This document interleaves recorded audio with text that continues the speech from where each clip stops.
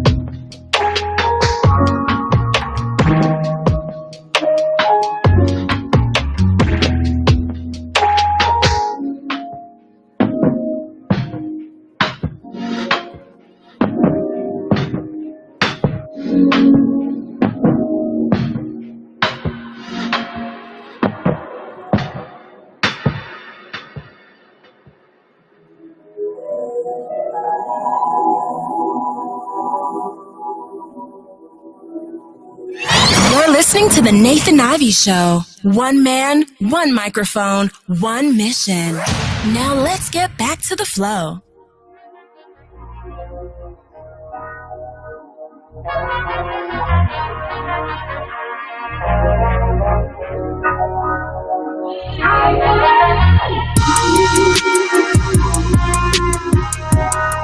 They're not ready, but we doing it anyway. Welcome back. It's the Nathan Ivey Show. One man, one microphone, one mission. Welcome back. Broadcasting live from beautiful Cincinnati, Ohio. It's the Nathan Ivey Show, the last honest place in Cincinnati media. Good morning to you. Hey, listen, we are streaming live on YouTube as well. Help me reach my first milestone, 1,000 subs, that as in subscribers. I know we can do it together. Thank you so much in advance. If you're on YouTube, please subscribe and hit the bell notification so that you get notified whenever we go live. Good morning to you. On today's show, as you can tell with the cover art, among other things, I want to talk about what's happening in the city of Cincinnati. In particular, I want to spend the first hour there getting your thoughts, taking your comments and your questions. Stop the fake outrage, people. Why Cincinnati can't stop the violence. I want to talk about that, at least for the first hour. Good morning. Oh, really, Brian? He says, wow, when I logged in on YouTube, they issued a pop-up asking me a bunch of negative questions to discredit the show. Really? I mean, it is what it is. I've heard that from Black content creators who are creating a certain type of content. I've heard that before. And looks like we're going to experience it ourselves. Hey, there we are. Good morning. Good morning. Welcome to my show. Welcome to my home. This is my home studio.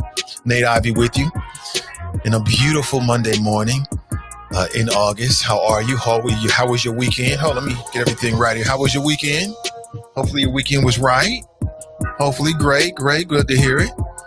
Lots of things to discuss this morning. 513-873-7134. If you want to share your thoughts, I want to hear your thoughts this morning. Hope you had a great weekend. Viva La Chapas. Miss D Rice, greetings. Tanika Rice, good morning, Nathan Chapas. Deborah Rice, good morning, Nathan Chapas. Good morning to everybody. Thank you for being here. Numerous things to discuss, but I want to talk about things that have happened in the city of Cincinnati in particular. I want to start there. And also, shout out to the Inquirer. They put out a list of this is the first article I've seen, which gives you a list of people who have already said that they want to run for city council. And some of these names are quite interesting. We know a few of these people. I know some of these folks. It's going to be interesting. That's over a year from now. And we'll find out. There's going to be 6 council seats up. So you're going to see old names. You're going to see new faces. You're going to see people that have been trying to get on council for years, trying again. I don't know. Tell me, you have to have the local historians do this, but when was the last time you had 6 seats available on city council? And my number one question for all these folks is why? Why are you running? Are you running just because you have a name and people say you should, or do you have a real purpose in wanting to be on city council? Like we've been talking about and criticizing the Gang of Five and these names and personalities. We got so comfortable with them, but now they're leaving. All your old favorites are leaving. It's going to be a whole new city council. And I think the upcoming city council elections are the most important city council elections. Number one, because they're next, and it's about the future. These men and women are going to lead us and lead this city in some regards into the future. Who will they be? Will we have a majority black city council? We'll find out together. 513-873-7134. Shout out to Donnie B with the Is It Just Me podcast. Hopefully you got a chance to see that. If you did not, it's up on Facebook, Sin Digital Media. Shout out to the Dope Chicks Collective and their podcast, which is on Sundays at 1 p.m. Of course, Donnie B is Fridays at 12:30. I thought it was 2 really, really strong podcasts over the weekend. If you missed it, circle back around and check it out. Black voices matter in the city of Cincinnati. This is the digital age. The rules are different now. If you want to create your own media, if you're already creating your own media, send me a direct message. I would love to perhaps work with you. We'll see. Good morning to you. Let me say in advance that a great way of supporting me and this show and this platform is supporting our sponsors. So when you hear our sponsors, at least give them a click, go to their websites and check them out. Let them know you heard about it on the Nathan Ivey Show. Good morning to you. How was your weekend? Anything of significance stand out? And you got great stories? I'm about all that life. You can hit me up at 513-873-7134. I'm also on Twitter at Nathan from Cincy. You can see it right there. I'm on Twitter. Nathan from City. That's interesting. Really? Brian Rice, I should have screenshot it. Never seen it before, huh? Hey, thank you, Brandon. Brandon Rice, subscribe. Thank you so much. Right. If you're on YouTube and you enjoy YouTube entertainment, I'm on YouTube and about to expand to more. So this is the first step. I've had a channel for years.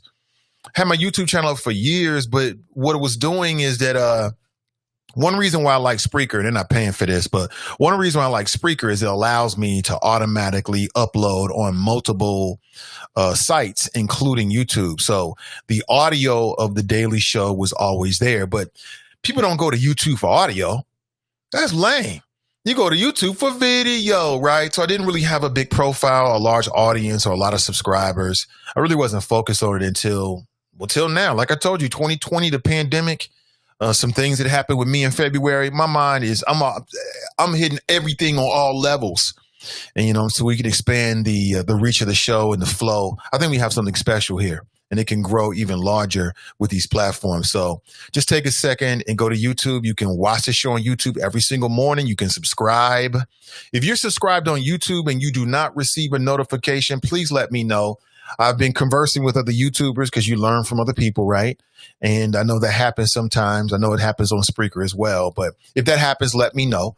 and I'll do what I can do, which means I'll send an email, right? And we'll see what happens. But I'm just very curious about that. So please let me know. But subscribe, hit the bell notification, enable it for all notifications, whether it's a live stream or it's an uploaded video.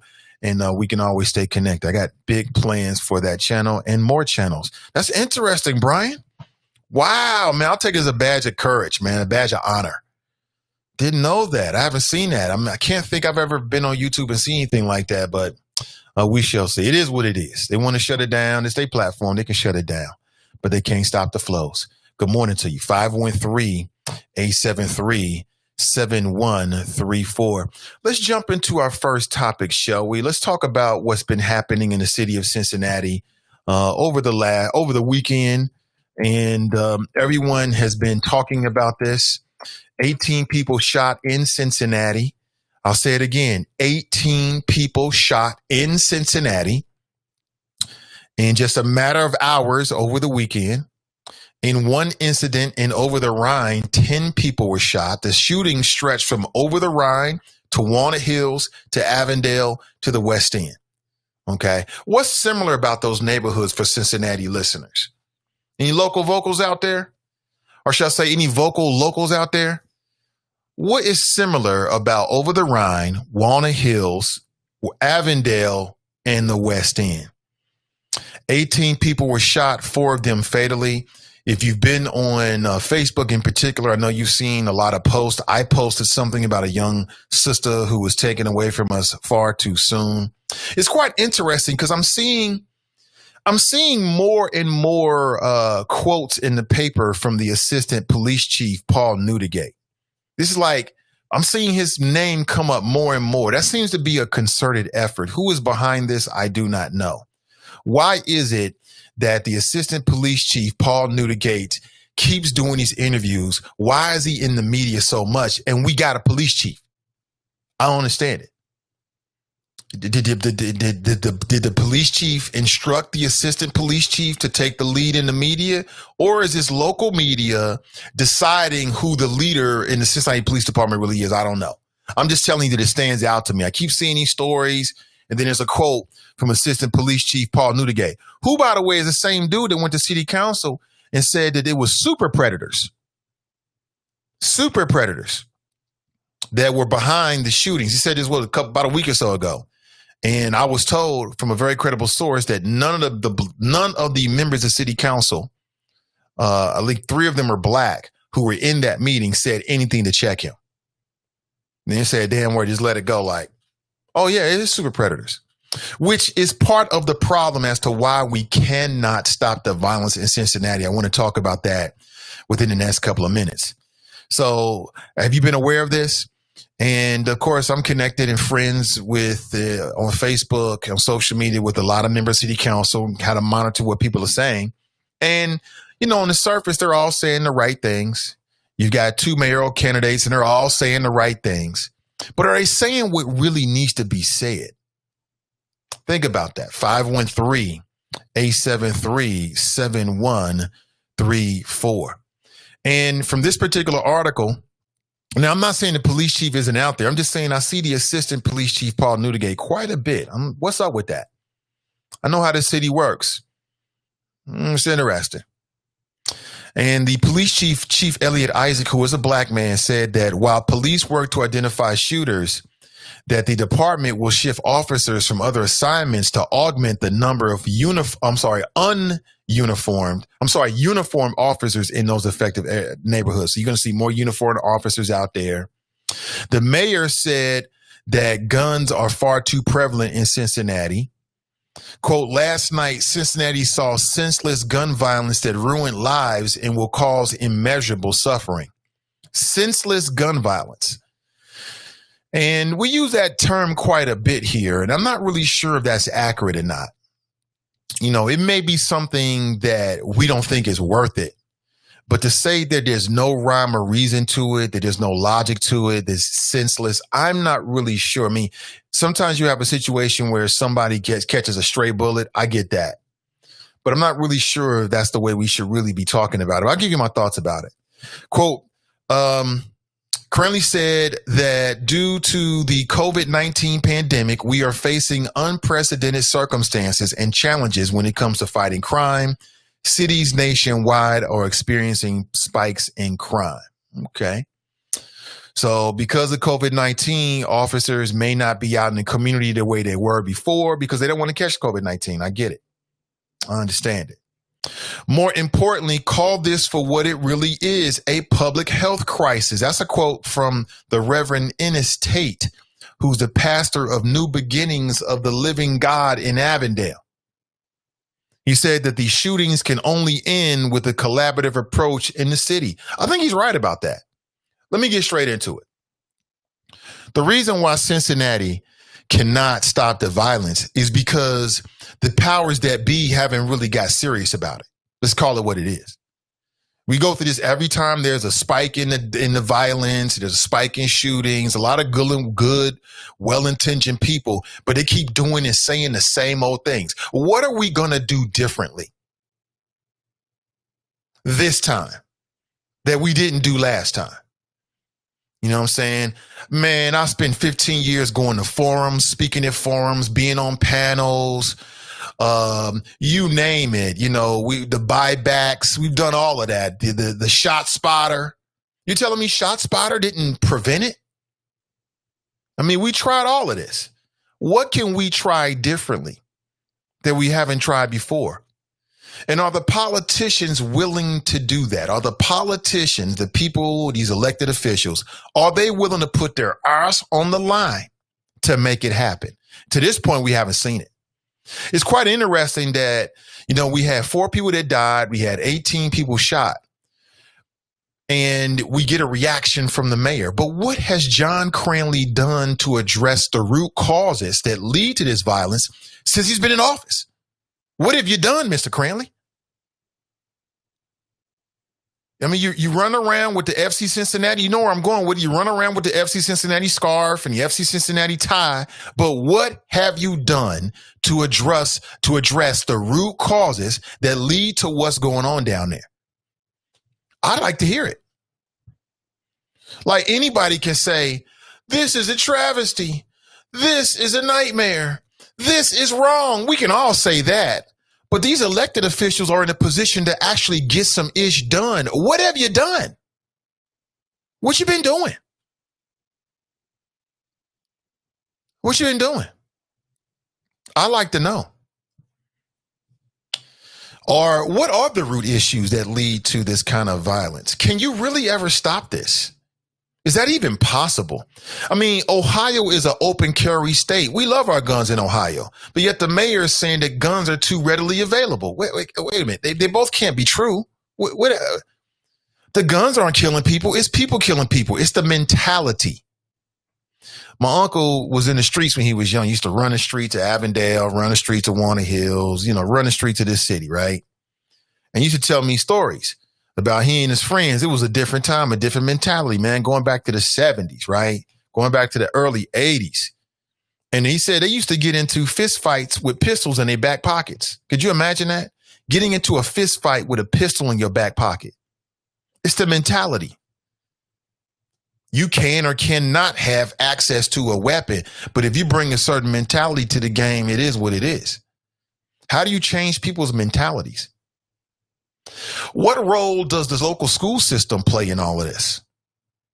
I'm talking about CPS. What role does CPS play in what we're seeing? Are we really providing opportunities to the youth?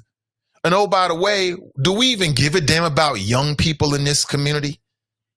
Do we even care? I mean, are we even addressing the issues of young folks? Are we really offering opportunities? Are we bringing hope? Or are we doing what we always do in Cincinnati? And that is helping the rich get richer and clicking up. How much is Cincinnati click culture a part of the blame in this? That's what I see. I see everybody clicked up. And if you want to click, you got all these different silos, right? And if you're in a click, then you get paid. If you in the click, then you get opportunities. If you in the click with the right click, you get opportunities. But you're not in the click. Sorry, B. We ain't got nothing for you. Stop me when I'm wrong. I think all of this in collaboration, in a bad collaboration, is why Cincinnati can't get over itself. Because we too caught up doing the same old thing, creating opportunities for the same old people. The money rarely trickles down. Unless you in a clique, we ain't got nothing for you. The politicians will, they will. Good morning. Hi, everybody. What? Say good morning. That's hot right there. That's Hi, hot. good morning. Gotta look right. Wait, that right there, man. That's the camera. Hi, everybody. Say good morning. Hi, everybody. Okay. Good morning. I love you. I just had a mix to smell my breath better. He just had a mint. Anyway, a little family break. That's what I see. Clique culture is stifling the ability for Cincinnati to move forward. Because if you ain't in a certain clique, then they ain't got nothing for you. We only care about the youth when the youth hit the headlines. We only care about young people, especially young black and brown people. Young and black and brown people are treated like a pariah in Cincinnati until they hit the headlines. And then we get a whole bunch of fake outrage. You want to have a whole bunch of town hall meetings. I'm sick of the town hall meetings. I've been to a bunch of them.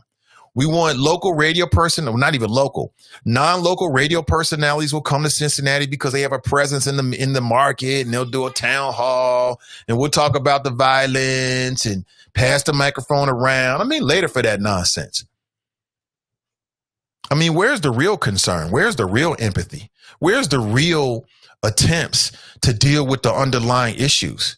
And then I see people out there like Ron Hummons out there trying to raise issues about trauma and get no love.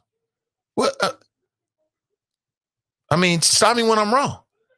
So stop the fake outrage. Unless these local elected people are willing to put it on the line, which means you're willing to be a one-term whatever to really use and leverage the power of whatever that elected position is to enact some change, and you ain't really doing nothing, homie. You ain't doing nothing. We got a do-nothing mayor. What has John Cranley done in the last 7 years to address any of this? He said he was going to lift 5,000 kids out of poverty, but the work was too hard. We have to give up. It has to be addressed at the state level. We keep electing and appointing people on city council, but when they going to come through for us? When's it going to happen? Here we go about to do it again with another election cycle with city council. But why are they running? For what? Because they can? I don't know. You tell me. 513-873-7134. Where's the real leadership at? Where's the real leadership? Cincinnati and the status quo is very comfortable with the divisions that exist in this city. We're comfortable with it. So, for instance, the mayor can get fake outrage because 4 people were killed and 18 people were shot, but the quality of life for black and brown people has been subpar my whole lifetime. Black babies struggling to get to their first birthday. My whole lifetime.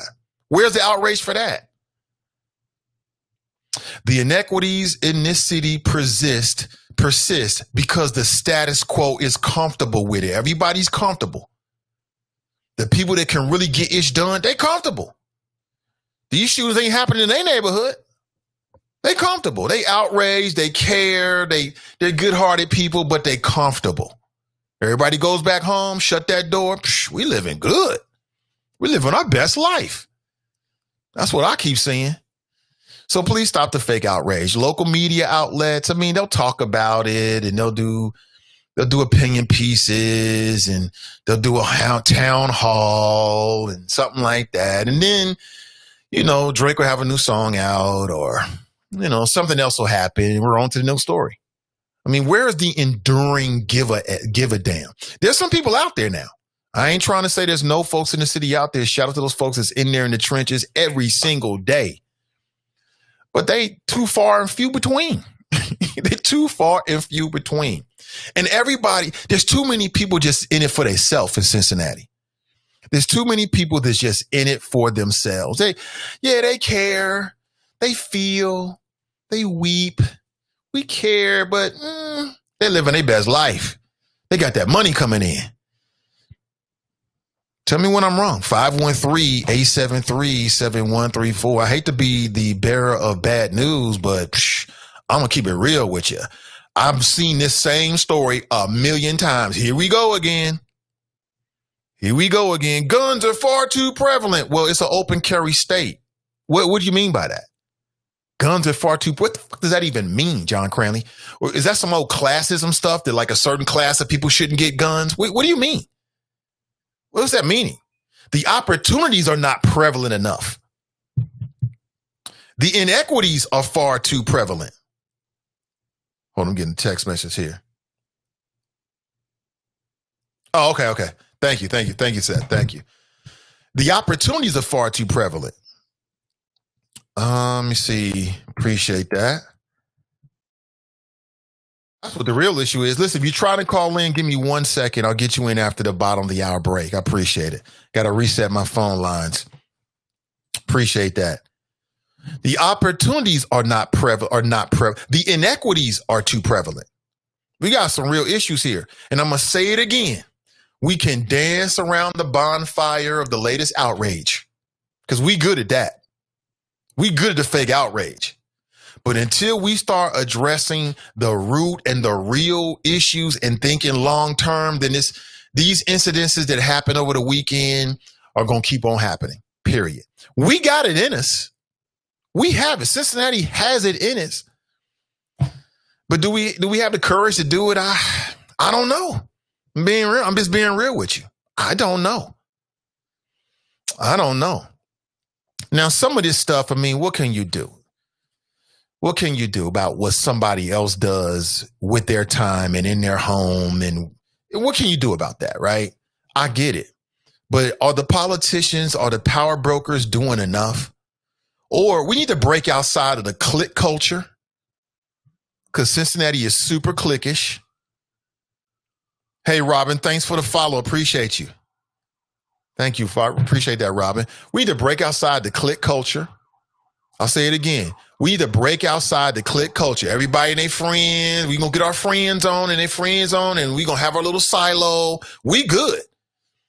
And outside of that, sorry. That's what I see. How's that serving us so far? But what do you think? I want to open the door. You live in Cincinnati. You live in the greater Cincinnati area. What do you think? 513-873-7134. Nobody gives a damn until the headlines hit, and then we talk about it, and then for all the super pro police people, the people that support police, even when they do wrong, these people can look back and say, see, we need our police. We can't defund the police. Everybody wants to politicize it for their own personal reasons. You know what I'm saying? That's what I see. But what do you see? I say stop the fake outrage. You know, I want to talk about why Cincinnati can't stop the violence because we ain't serious about it. No enduring, serious conversations about it. Everybody wants to put a Band-Aid on it. You telling me ShotSpotter didn't stop this? Oh, my God. Dude, is ShotSpotter available in these neighborhoods? Why isn't it? Isn't that the panacea that we spending hundreds of thousands of dollars for? Because it don't work. It don't make sense.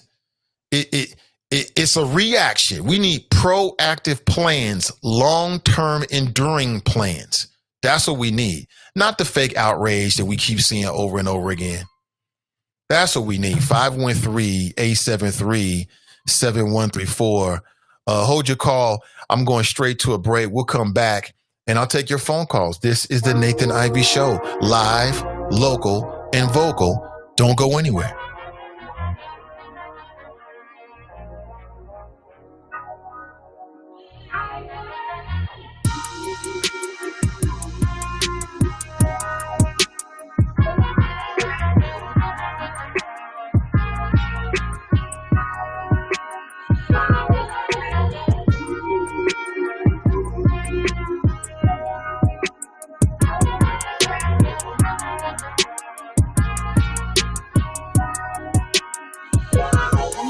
Show is supported by listeners.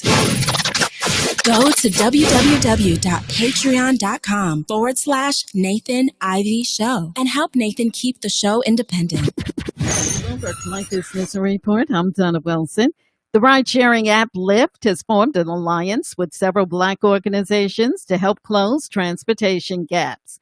Lyft has teamed up with My Brother's Keeper Alliance, the National Urban League, and others for the Lyft Up Access Alliance. It will work to eliminate transportation barriers in under-resourced Black communities by providing access to more than 1.5 million cars, bikes, and scooters. In addition, reports say all Lift Up community grants will go toward organizations directly supporting communities of color for the rest of the year. And she has a major seat at the fashion table. The Council of Fashion Designers of America recently named a Black woman, Cassandra Diggs, as their new president. Diggs was formerly Chief Administrative and Financial Officer of the organization. That's your Bloomberg Black Business Report. I'm Donna Wilson. This is Zoe Wesson. There are a few times in life to make history. Hamilton County was founded 230 years ago, but has never elected a Black county treasurer. It's time for change. Elect a proven, trusted, experienced candidate for Hamilton County Treasurer, Charlie Winburn. We know Charlie, and he knows us. Charlie Winburn was the former chairman of the Jobs and Growth Committee on Cincinnati City Council under the Honorable Democrat Mayor Mark Mallory. Winburn led the fight to keep 2,000 U.S. postal jobs in Cincinnati. He also fought for wage increases for thousands of city employees, especially our sanitation workers. Charlie Winburn will safeguard more than $1.4 billion in real estate taxes and will increase new home ownership and new jobs. On Tuesday, November 3rd, vote Charlie Winburn for Hamilton County Treasurer. Let's make history together. I am Charlie Winburn, and I'm asking you for your vote, paid for by friends of Charlie Winburn. What side of history do you want to be on? The right side, or one where Black people continue to be underrepresented in Hamilton County? Now's your chance to end 230 years of exclusion. In Charlie Winburn, we have a man that's received the Cincinnati NAACP President's Award, who fought on the Ohio Civil Rights Commission for 6 years, who received the Baptist Ministers Conference Community Service Award. Charlie Winburn has received the Southern Christian Leadership Conference Award and was honored by WDBZ The Buzz as Pastor of the Month. We know Charlie Winburn, and he knows us. He's the right man to put us on the right side of history. On Tuesday, November 3rd, vote for Charlie Winburn for Hamilton County Treasurer. I am Charlie Winburn, and I'm asking you for your vote on Tuesday, November the 3rd, paid for by friends of Charlie Winburn. Are you interested in medical coding, but not sure where to start? And scared of wasting time and resources? Let me help you with the right steps to become a certified, marketable medical coder. Learn more at bit.ly/5stepscoder. You're listening to The Nathan Ivey Show. One man, one microphone, one mission. Now let's get back to the flow.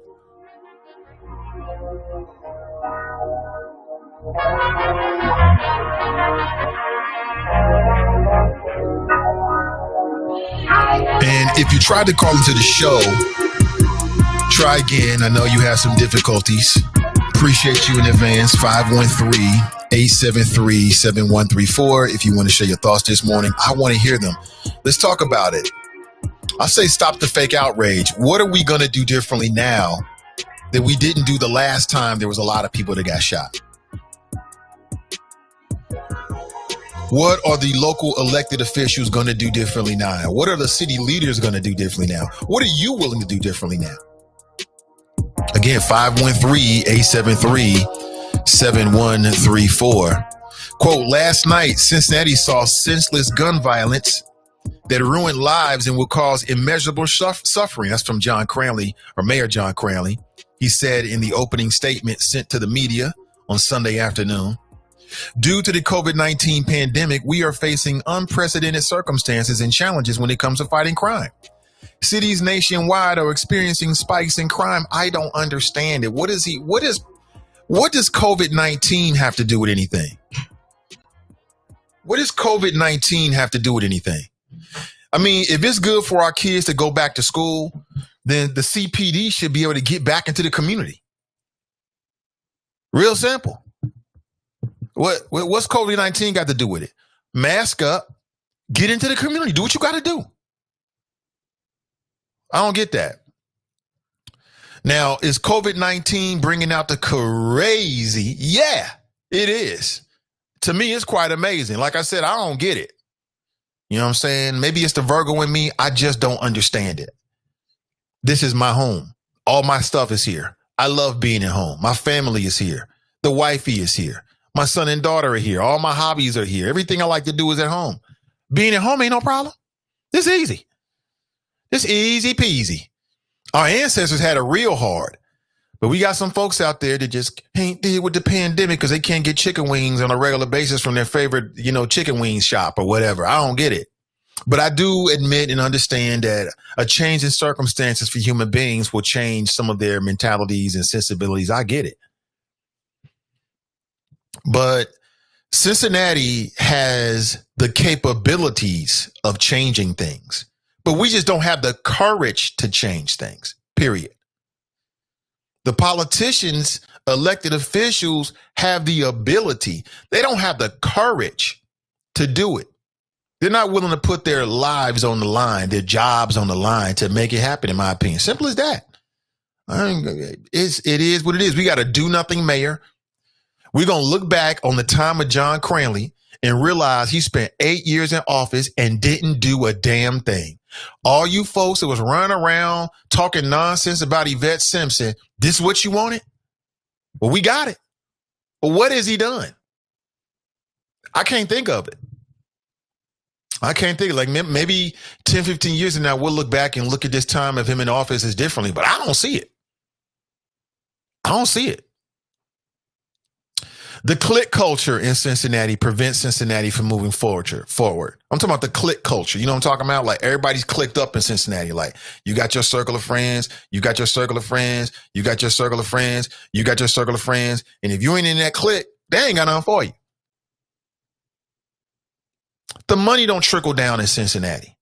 We keep making the same. We got a few little folks out here doing good work, and maybe the money's trickling down, but the money don't trickle down in Cincinnati. The hope don't trickle down in Cincinnati. We got a trickle down problem. Everybody said that when Ronald Reagan was talking about trickle down economics, he sounded like a damn fool, but we doing it. We doing it. The school systems are not properly setting up our young people to be successful in the new millennia. It ain't happening. It ain't happening across the board in the numbers and the ways that we need it to be. Tell me I'm wrong. Tell me I'm wrong. Stop me when I'm wrong. And then the way we talk about crime it just seems like it's all messed up. We do the same old stuff like senseless gun violence. Well, I hate to see anybody lose their life for a trivial reason, but senseless, I don't know. I don't know what the circumstances are. On one hand, we say it's senseless violence, but then it's okay for a police officer to tase a teenager or tase a child who had $51 worth of groceries. Wait a minute, make that make sense for me. So is violence good or is violence bad? So violence is bad in a personal dispute. When a motherfuckers then stepped on my toes or said some crazy ish or threatened me, that's wrong. But it's okay for a grown man to taser a child because she had $50 worth of groceries in her hands. So I don't get it. I don't know what justice is. John Cranley says we're going to bring him to justice. I don't even know what justice is anymore. Single mother runs into Walmart, leaves her kids in the car for 10 minutes. Somebody calls the police on her. She got charges. Grown-ass professional doctor, white woman, leaves her baby strapped into the back of a car all day long. Baby dies, one of the most grisly deaths ever. Hamilton County prosecutor says, no crime. I don't get it. I don't get it. Make this make sense. This wacky place, but then you want the streets to make sense. Nothing else makes sense, but the streets is supposed to make sense in Cincinnati. Please stop. Please stop. The gap between the haves and have-nots has never been as wide as it is right now in Cincinnati. But we want the streets to be sensible, right? What? I don't get it. Nothing else makes sense, but the streets are supposed to make sense. Okay. I get it. And then the people that's got the real power is, in too many cases, is only consumed with either getting more power, keeping power, or that's it. That's what I see. But what do you see? What do you see? 513-873-7134. And I know all local media, all your talking heads will be talking about this and giving their different flows. This is my flow on it. What do you think? Let's go straight to the phones. Good morning and welcome to the show. Good morning, comrade. Can you say it again, brother? You sound very low. Can you hear me, comrade? Yeah. I hear you. You sound good. What's up, Black Russian? Yeah, turn me up, comrade. Okay, I got you. I'm gonna turn you up. Good morning to you, brother. How you doing today? Good morning. I'm all right. Happy Monday to you. Same to you. What's on your mind? Yeah, thank you. You said stop me when you're wrong. You're wrong. I think you got to look at, cause you're kind of everywhere this morning, which I could understand because you're outraged about what's going on. I think a lot of people are, as far as the shootings and how to react to this from the politicians. I understand all that. But to put this squarely at the feet of John Cranley is so unfair, especially when you hear the rhetoric coming from the individuals who are currently running for mayor in 2021. PG Sittenfield, if you look at this Twitter feed, is saying the exact same thing verbatim what John Cranley is saying in terms of the accessibility of guns. So, I mean, if you're going to criticize John Cranley, be fair, Nathan Ivey, you got to criticize the gentleman running for mayor, too. David Mann, I've heard absolutely nothing other than sympathy. I've heard no plan. I hit him on Twitter, too, like, yo, where's your plan at? You running for mayor, right? Where's your plan at? Say to PG Sittenfield, you running for mayor, right? Where's your plan at? That's the point that's the point I'm at. You want to relitigate John Cranley? I can tell you right now, and this is just my perspective, if Yvette Simpson was in charge, it'll be exponentially worse than what you see right now. So I think history is going to judge John Cranley in his two terms very fairly. But going forward and looking forward, the Democrats have been in control of city council for the last 70 years, and the gun violence has done nothing but get worse. They are the super majority on city council. You only got 2 Republicans and an independent down there. The other 6 are Democrats. I put this squarely at the feet of the super majority on city council. They're the ones that set the policy. Yeah, the mayor sets the agenda, but the city council gets to determine what the policy is going to be going forward. And so the minority voices who run law and public safety, who've been having hearings and all that on the issue, have been drowned out because they don't want to adopt, the super majority of Democrats do not want to adopt the plans of the minorities, the African-American men who are on the Law and Public Safety Committee. They do not want to take up their ideas. They want to marginalize them and politicize everything and focus on guns. And they're all concerned about next level. The Democrats especially, who've been down there, who have the super majority. They can do whatever they want down there and override the mayor's veto. It just overrode the mayor's veto on a freaking streetcar, money being moved for the streetcar. So they can override the mayors. I'm not looking at the mayor specifically, although he takes responsibility in some cases just for being the mayor. But in terms of policy, you got the super majority of city council with Democrats, led by PG Sittenfield, who wants to be mayor, and all he's doing is pontificating and using the same talking points you're accusing John Cranley of using. I'm just saying, be fair, Nathan Ivey. That's it. Okay. Well, in the interest of being fair, do you agree with me that if we're going to address crime seriously, we have to address the underlying root issues? Do you agree with that? Yeah. Yes, okay. I do. Okay. We agree. And also in the interest of fairness. So what are those issues? Let's talk about those issues real quick so we can identify them. Okay. But also in the interest of... We can get to that, but I was trying to lead somewhere. So in the interest of fairness, because you said you thought if Yvette Simpson was the mayor, it'd be worse. I disagree with you on that. Yes. But since we both agree that we should be addressing the underlying issues, what has John Cranley, the current mayor, he's been mayor for 7 years. What has he done in 7 years to address those issues? To address the issues of poverty or crime? Are you talking about the root issues the root issues that persist in this city that lead to and set the environment for crime? I think John Cranley's been listening to the Law and Public Safety Committee in terms of what he can do executively, in terms of making sure there's more police officers down the street, making sure that ShotSpotter is getting expanded. You did mention ShotSpotter being good enough for other neighborhoods other than just one. I think if you watch the committee meetings, the law and public safety committees, they're talking about expanding ShotSpotter all over the city to multiple areas. I'm not a big fan of ShotSpotter. I don't think it really works. Well, okay. Well, we can go with that, but the thing is, are you trying to stop the shootings, or are you trying to catch people who do the shootings? See, it depends on your perspective too. And I think you study criminal justice too, right? A little. That's not my degree. A little bit. Okay, that's my degree.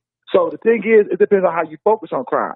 Like, do you focus on crime in terms of trying to stop it from ever happening, or do you stop it once it happens? You try to do both. When it comes to shootings and homicides, people are going to want to kill people, whether it's over money, whether it's over drugs, whether it's over all types of stuff. So the thing that you can only do from a standpoint of maybe the politicians is you got to be somewhat reactionary to it. I know it sounds crazy, but that's the gist of it, especially when people are out here wanting to kill each other. Like, how do you solve that? Well, you solve that, I think, a lot of times in the household with parents, interacting with their kids and letting them know, hey, murder is absolutely out of the question. And just monitoring how kids are being developed. But as it relates to once the shooting happens, once somebody decides to take another person's life, how do you react to that? ShotSpotter helps by helping the police determine where the shooting happens. They can try to corner the folks who did the shooting. And I think the expansion of that, which you see in law and public safety committee meetings with them discussing, and the mayor taking that into consideration in terms of budgetary, that's something that he's been focused on, trying to bring people to justice. That's what his tweet was about, bringing people to justice, because now we're at this point where the murder's already occurred. Right. I think that's been his focus. So I asked you, what has the mayor been doing for 7 years? And your response is he's listening to the chair of law and public safety. Does that sound like leadership to you? That don't sound like leadership to me. Yeah. That don't sound like leadership to me. That sounds like the opposite of leadership. And then it begs the question, what has the law and public safety chair been doing? If they've been so effective, how are we at this moment? They've been effective in terms of identifying how to solve the problems. But like I said earlier, what's been ineffective has been the supermajority of Democrats on city council who refuse to take up any of their ideas. What ideas? That's the political. What ideas? Watch the meetings, okay? I told you one was a big time ShotSpotter being expanded. That's number one. Boots on the ground. More people, more police being on patrols. But they've expanded ShotSpotter. Wait. They've expanded ShotSpotter from when it initially was put in place in Avondale. So clearly a majority of city council agree with that. No, that's executive decision in terms of the budget. They're going to vote for John Cranley putting that on the agenda. They have to. You know what I'm saying? But the reality is, go ahead. You going to say something? No, I want you to go ahead and finish. My only thing was you're litigating John Cranley. What he's done in the last 7 years. He's the mayor. I think he's done a good job. Right, you think he's done a good job? Doing what? He's done a good job. He's done a good job doing what? Experts. Listen to experts about how to deal with crime. Listening to experts on how to deal with crime. Right, correct. And what I'm saying to you, Nathan Ivey, and I'm saying it to the listening audience, is that the supermajority of Democrats on city council are not interested in solving crime. They are interested in pontificating and talking about the accessibility of guns. So and that's why I said be fair. If you're going to criticize John Cranley for talking about the accessibility of guns, this guy PG Sittenfield, who's running for mayor, is saying the same thing, but you kind of silent on him. I mean, this guy. He's not the mayor. PG Sittenfield's not the mayor. He's been on council for a decade. And that's why I said. And that's why I said in my commentary, elected officials. I'm talking about all of them. Well, I said that very, very clearly. You must have missed that. But they're not the mayor. They're not the man who ran on lifting 5,000 people out of poverty. They're not the executive down there. They're just that's what he said. 5,000 children. He never did it. He gave up. It was too difficult. No, it was 5,000. We've been following that. Trust me. Okay. He didn't do it. It was too hard. So I'm just wondering, I mean, you the mayor, you the guy in charge. What have you been doing? And you said he's been listening to the law and public safety chair. Maybe that's the problem. Correct. Maybe that's the problem. I don't think that's the problem. I think that's why he's been so successful. What the super majority of Democrats need to do on city council, and I like the fact that Jan Michelle joined the committee, but the folks who are, running for mayor currently, I'm looking forward. You're really getting the past. Well, no, I'm talking about the current. He's the current mayor, at least until the next year. He's the current mayor. Right. He's a lame duck. He doesn't have to be. At this point in time. Well, he is. It's just where he's at. But we're looking forward. I'm looking forward anyway. And I'm looking at the two you know, Caucasian gentlemen who are running for mayor currently, who have been in government for over a decade. Okay, and all I hear one saying is the exact same thing the mayor's saying currently. And what I'm saying to you is that you're criticizing John Cranley for saying some stuff that another guy that you really like is running on. I'm just saying you're going to criticize. I think you passing the buck because you don't want John Cranley to get the heat. That's what I think. No, well, you passing the buck. You're trying to put it on other people. He is the mayor. Period. Not putting on nobody else, Nathan Ivey. I'm just saying, as far as being the mayor and the climate we got going on, he's done a pretty good job. I got to, hey. Yeah, if you one of the co-owners of FC Cincinnati, he's done a great job. He's done an excellent job. Outside of that, maybe not so much. Well, I think history's going to judge him fairly. I think he's going to, I would rate this. John Cranley was better than Mark Mallory. I'll put it like that. We upgraded from Mark Mallory. So I'm cool with that. Now, whether we upgrade from John Cranley next time around, we'll see. But the reality is these two, Caucasian males who work for mayor right now, they're not an upgrade. They're a downgrade because these guys have been on the supermajority of the city council, passing whatever they want, and neither one of them they're sitting on law and public safety. But we're supposed to believe that they're going to solve the law and public safety issues in Cincinnati. They're a downgrade from a mayor who's done nothing for the community, really. Now you're saying nothing. Okay, well then give me a list. Give me a short list of his superlatives. Then what has John Cranley done? Man, John, I'm gonna put it in the chop shop because it's just too many to name. Okay, just give me three then. Whittle it down to three. What has he done? All right, I'm gonna say FC Cincinnati. That's a big deal. I'm gonna put that number one. And then as far as the development downtown, it's been great. That's been him. Kroger downtown. They got that trash ass Kroger off Vine Street. Got a nice one right there on 4th Street. The development's great. And then, like I said, I think he's been effective on law and public safety because he's been listening to the committee in terms of getting boots on the ground and expanding shot spotting. So that's my three right there. You can like him or not like him, but, I think I'm going to put more stuff on the chop top too about John Cranley's 2 terms. Again, I'm going to do that, but looking forward, I'm just saying the people who are running for mayor right now are saying the same thing John Cranley's saying, but for some reason, they're not getting any heat from black folks. I just find that to be amazing. But we'll see what happens. I found what you said to be about John Cranley to kind of be like disingenuous, but, it's okay. All right, brother. But it's cool. Thank you for the call. I appreciate it. That's all I can do is laugh. Thank you for this Black Rush, everyone. That's all I can do is laugh. That is hilarious. You said FC Cincinnati, downtown development. They got rid of trash Kroger's on 5th Street. Hooray, hooray. But you didn't lift those kids out of poverty. See, the process of addressing that would address some of the root issues that create the environment for violence. 1B2, that's the wifey. Yeah. That's what people don't. Man, please. Oh, man. But again, whatever your flow is, it is what it is. 513-873-7134. That was Black Russia. Let me jump on side of Facebook. Brian writes, maybe it's time for police to listen to the community solutions. The same old way isn't working. We got to do something different. The lock them up and throw away the key, the tough on crime route. All that does is make the prison industrial complex a lot more money and separate families, but it ain't addressing the real issue. How do we bring more hope and opportunity, right, to our communities? How do we do that? How do we bring more hope, opportunity to our communities? How do we do that? Is that even something that we're talking about politicians, but is that something that politicians can even address? Is this a family issue? Is that where this starts? You tell me.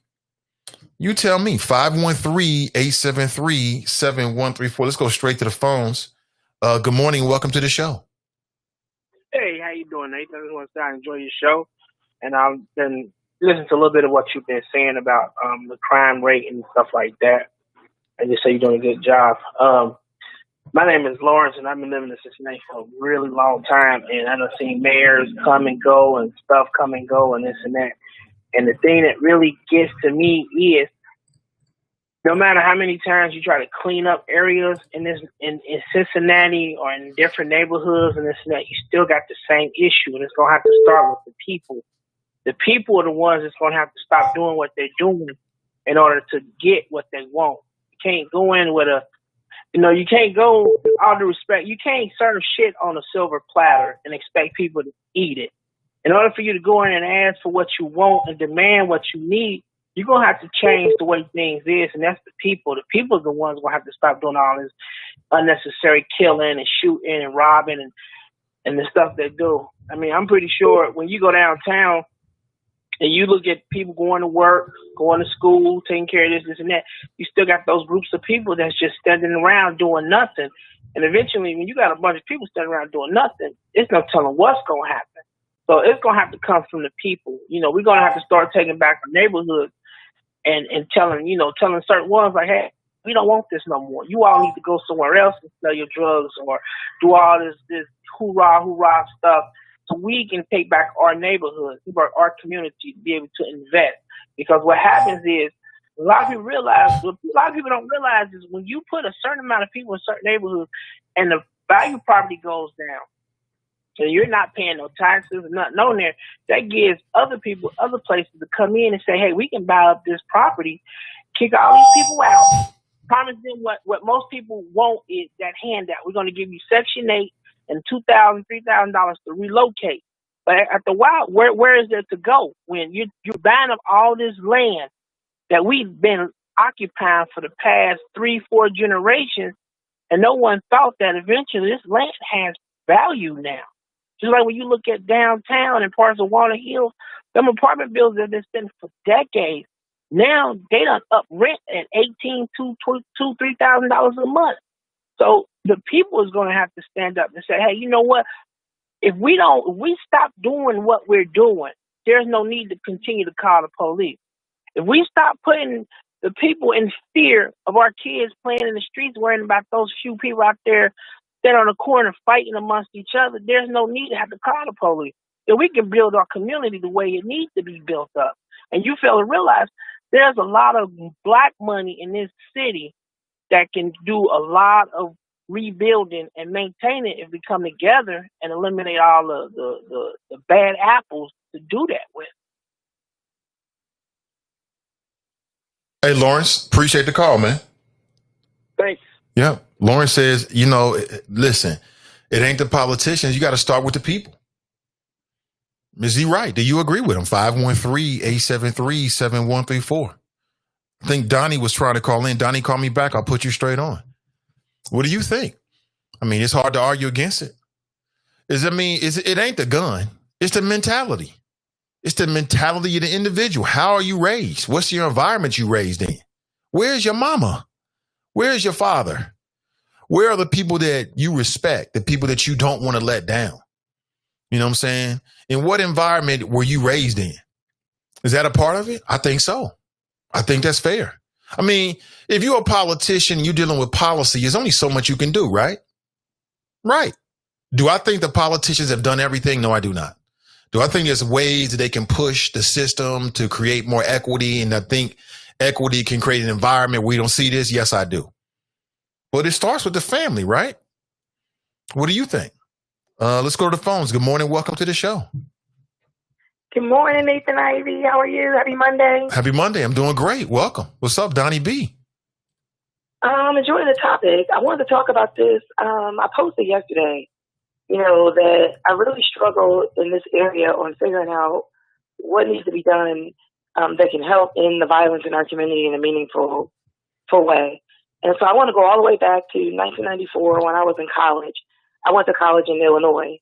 And I remember reading the story about these 10 and 11-year-old kids that literally killed a 5-year-old. They threw him off the top of the Ida B. Wells housing project, the roof, over some candy. And I'm like, wow. So when I think about crime and violence in our community and what can be done, I got like 3 key points.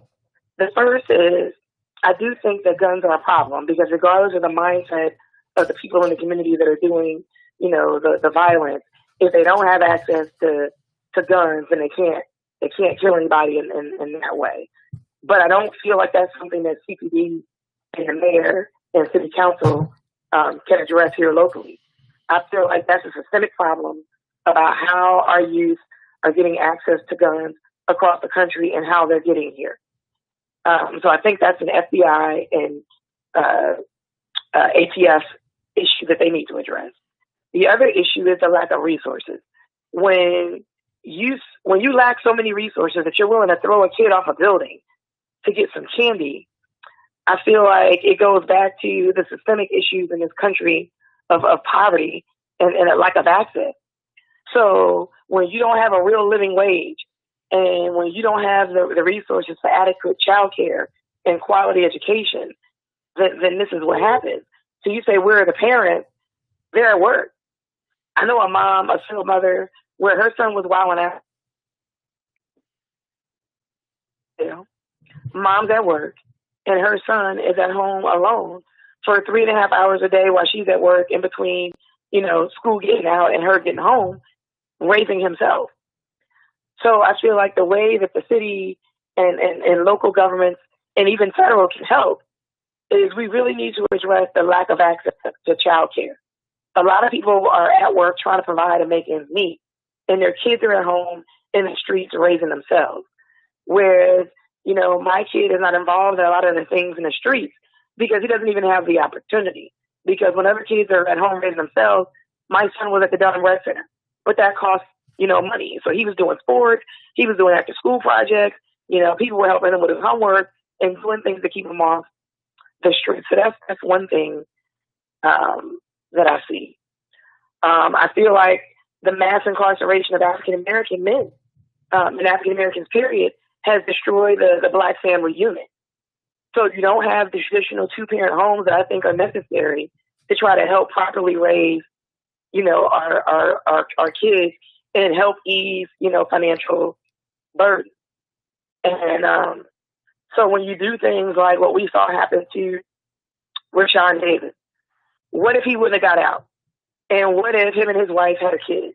What would have happened to the family structure and to their kid while while the father was in jail on low-level stuff? And not to bring up Kamala Harris, but this is one of the reasons why I was not a fan, because she was locking up African Americans and for low-level offenses like marijuana and stuff, and it was breaking up the family unit, and it causes stuff like this. So while she's looking at truancy and wanting to threaten mothers because they're not putting their kids in school, I'm like, you realize that if you have a father in a home and you got two parents in a home, then they can better manage that. But when you're locking up, the parents for low-level misdemeanor and marijuana offenses, you break up the family structure, and this is part of what happens. So long story short, I think the violence that we're seeing is a part of a larger systemic problem about lack of quality education, lack of a real living wage that can actually provide for families, because people just want, at the end of the day, people just want to feel good about themselves and be able to live the American dream too. So some drug dealers are on the street and they're selling drugs and they're into violence because they just want what the white kids in the suburbs have that their parents can't provide for a whole host of reasons. So I wonder, if you give a kid a real job and you give a kid real resources to be able to buy the things that are important, to them, like the white kids get to do, would it be different? If you expanded the rec centers, I think it would be either Jeff Pastor, Tamaya Jannard, or both. But I remember there was a discussion last summer where we had the violent uptick. And they talked about the fact that there was a plan that Cory Booker and some others had done where they expanded the hours that the rec center was open to give the kids something to do. And they said they tried it here, but they had a team of excuses about why they couldn't do that. So the kids that are in the street, when their parents are at work, have a constructive place to go. And I'm like, let's talk about that. That's something specifically that I think city council can do, but I just don't agree with Black Russia's more boots on the ground. That's same old putting a Band-Aid on a gunshot wound, and it's proven not effective. There are studies all across the country that show more cops don't keep the streets safe. Mm-hmm. I'm with Bernie Sanders when Joe Biden introduced the crime bill in '94. There's a clip where Biden and Bernie Sanders are arguing because Bernie was like, if you really want to stop crime, you have to get at the root causes of crime, which are poverty, lack of education, and lack of real opportunity to live out the American dream. And until you do that, you don't want to change crime. And I think I'm with Bernie. The problem is the crime is happening now, and the issue that I'm talking about, they're going to take their long-term solution. So what do we do in the meantime? And my answer is I don't know, Nate. I don't know. Donnie, great flow. Giving us something to think about. I appreciate you. All right. Oh, and then I wanted to just make a last comment about Black Russia fans. When you asked him what Mayor Cranley did, and he said FC Cincinnati. I need him to make that make sense. I really wanted to call back and explain how that's an improvement for us. Not only that, was that even something that Cranley did? That was basically Carl Linder, Scott Farmer, basically strong-arming the city, and it's yet to determine if that's going to be something that's good for us. The only thing I've seen is that our Black high school students got their football stadium moved around a corner. Black businesses and homeowners got moved out of OTR to make space for the stadium and the parking lot and stuff, and had to fight and argue with FC Cincinnati to get with the woman that had the Black soul food spot. And she had to argue for over a year to finally get the money to relocate. I'm an FC Cincinnati ticket holder, and the season ticket prices that I paid when they first started to make FC Cincinnati popular, do you know they quadrupled? So now I got to pay 3 times as much for a season ticket. And to watch a Black losing and brown team. kids are not going to be able to afford. Right. So I'm not really sure how FC Cincinnati is supposed to be looked at as a good thing in the notch under Cranley's belt right now. To be honest with you, and this ain't even a party shake, I have no idea what that dude's doing, Nate. Does anybody?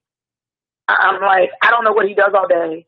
I don't see any press conferences where he explains, anything that's going on down there. The only thing I saw is, what was that, last month or the month before, he was kicking citizens out of the Budget and Finance Committee without giving them their fair and legal opportunity to speak at the hearing. Yeah. So I'm like, Black Russia, let's talk about that. So if you think that Cranley's doing a good job, you saw no problem with what he did in the Budget and Finance Committee, where legitimate citizens that came downtown to make their voice heard were kicked out by the police before they got a chance to speak, when they followed the rules that were put in place for them to be able to have their voices heard to elected public officials. Like, you're in agreement, with that? I don't understand. Is it just me? No, it's not. Good morning. No, it's not. Have a great day. But I just don't get it. Thanks. Yeah, that's Donnie B. Is It Just Me podcast, Fridays, 12:30 p.m. I mean, facts. That's what I see. What has he done? I mean, that's a fair question. Like I said, everybody was running around here criticizing Yvette Simpson. Okay. We got John Cranley. But what has he done? That is a fair question. Matter of fact, I've been saying this since day one. I mean, I think when anybody's new, you got to give them some time to get into the job and see what they're going to do. But here we are at the end of the second term. You're the mayor. You're the strong mayor. What have you done? And I don't want to hear all this nonsense about lame duck. That's only if the people stay quiet and don't hold them accountable. Like, do something with your time that actually is meaningful, other than trying to set yourself up for a statewide office or run against the wine. I ain't feeling none of that.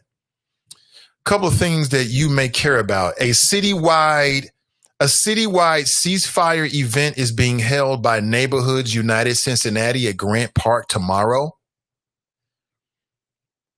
Neighborhoods United Cincinnati, in conjunction with faith, community, gun violence groups, and community leaders from across the city, is calling for a citywide ceasefire.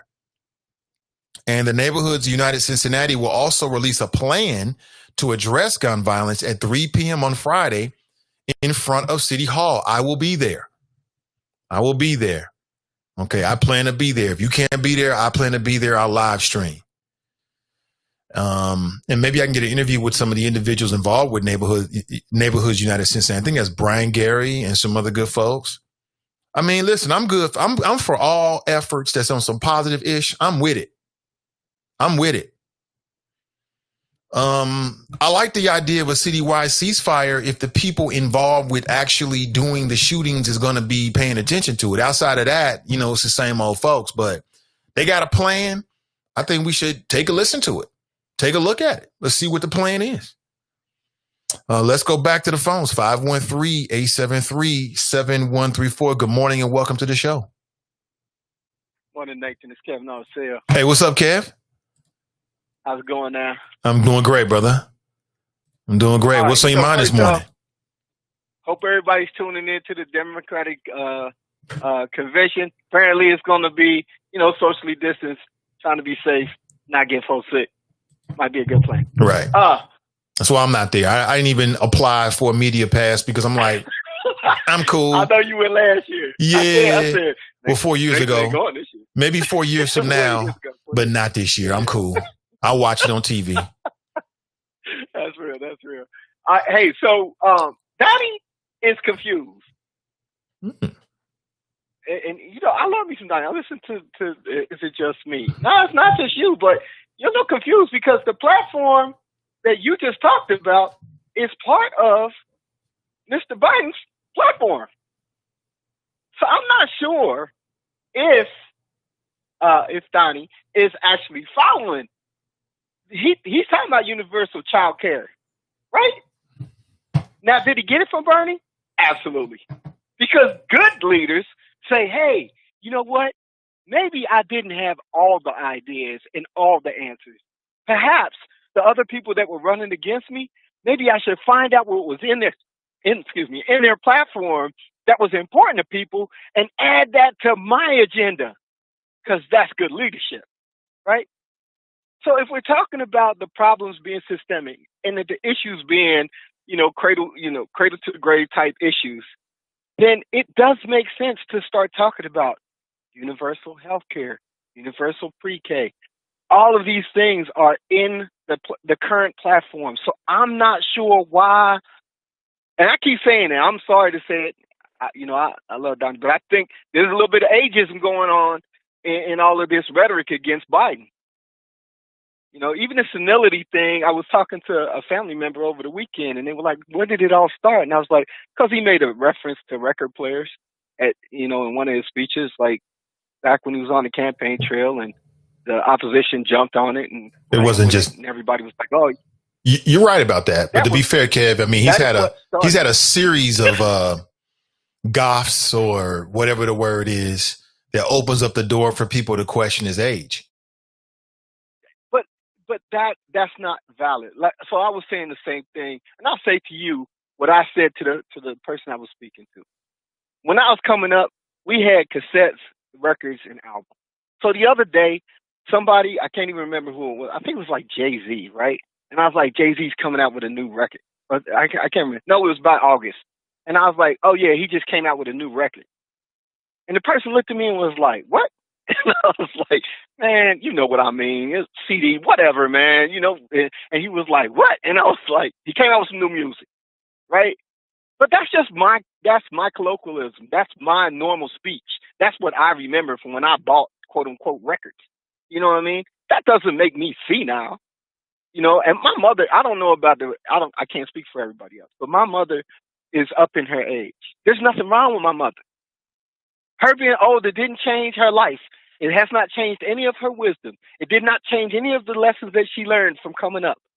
My auntie was a trailblazer on some things, and I talked to her today, and she remembers it like yesterday, and she tells me about things that I need to do today in order to fix what's going on in my life and in the lives of people that are around me. Wisdom is actually a thing. I understand new ideas. I understand that we need new blood. I understand all of that stuff. But a lot of the people that they're proposing as new blood aren't new. And so that's one of my issues. That's one of my biggest issues. Is the people you're proposing aren't new either. The person that's currently in the White House is, 4 years younger than the person that's running. So he's not the alternative. You got to make it make sense for me why we are just kicking against ourselves. Now, is Kamala Harris a perfect person? Kamala, I'm sorry. A perfect person? No, she absolutely is not. Is Joseph Biden a perfect person? No, he absolutely is not. But if you're waiting for perfect, Jesus said he'll be back, but he didn't tell you when he's going to get here. So other than that, we're going to have to find something that makes sense and get behind that. The other people, by the way, are 100% behind their guy. And that doesn't make that make sense to me.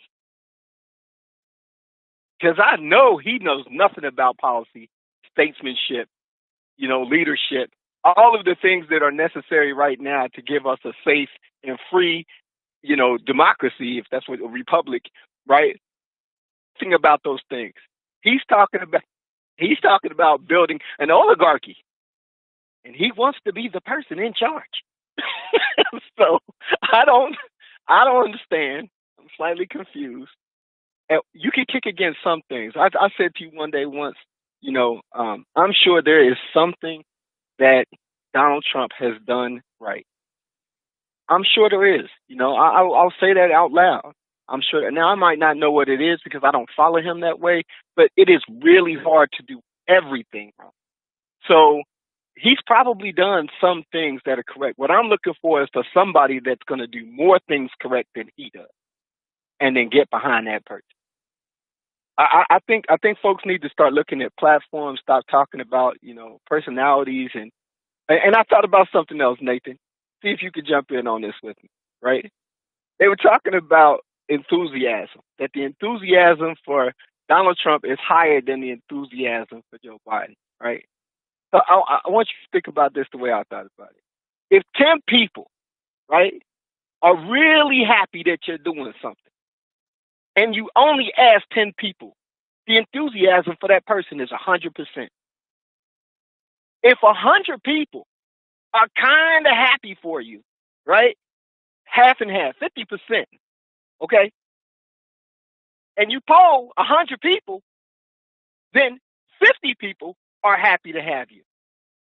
It looks the same, but it ain't the same.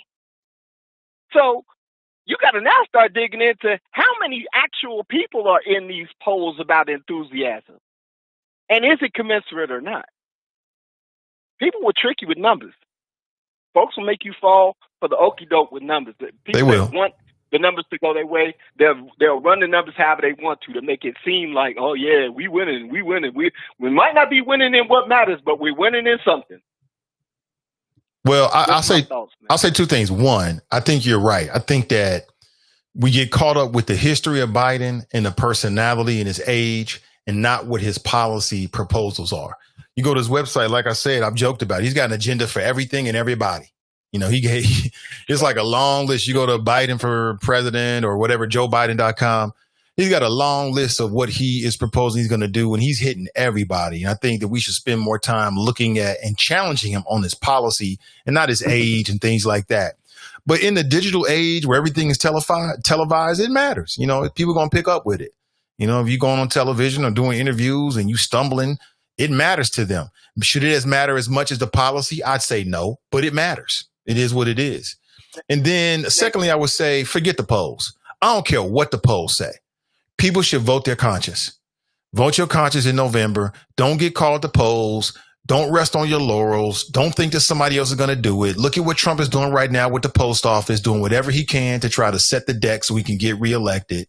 He's on the ledge. He's on the fence. He's afraid. Vote your conscience. Forget the polls. That's what I say. Hey, so what you said is true, right? He has something for everybody. But what is important for everybody to know is what he did was what you should do. So all of that stuff that you saw, Nathan, that is Elizabeth Warren. He set up all of these commissions with all of these folks and said, hey, what was the best thing in your campaign? It's the smartest thing in the world to do. Is to develop, a council of folks. God forbid that the person in charge of the country doesn't feel like his opinion is only the one that matters and might actually, lean on resources that are available to him in order to develop good policy. That doesn't sound like just normal and smart.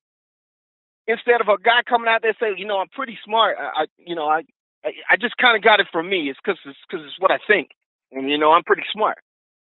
No, you might want to go to Elizabeth Warren and say, hey, what in your agenda made sense? Well, I had something for everybody.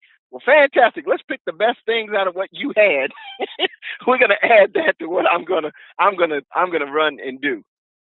I go to Andrew Yang, seriously, went to Andrew Yang and said, hey, look, should we add this piece about the $2,000 for folks?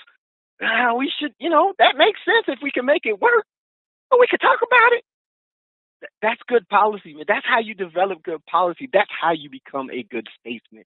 Now, does it come off as you're lying to folks? Probably does. But honestly, if you've got anything to do with creating policy, you know that what you do first is you prioritize a list. And then you decide what on the list you're going to go after first. It's the reason why President Obama was only able to get his major accomplishment was the health care, because he spent all his political capital to get that through. And he knew he was going to spend all of his political capital to get it through, because in 50 years, nobody was able to do it, was able to change anything about health care. So, we got to start getting savvy to the game and understanding, yes, you put out every policy that you plan on doing. No, you don't plan to do every policy that you put out. You cannot. It's impossible. You got tops 8 years to get everything that you put up there done.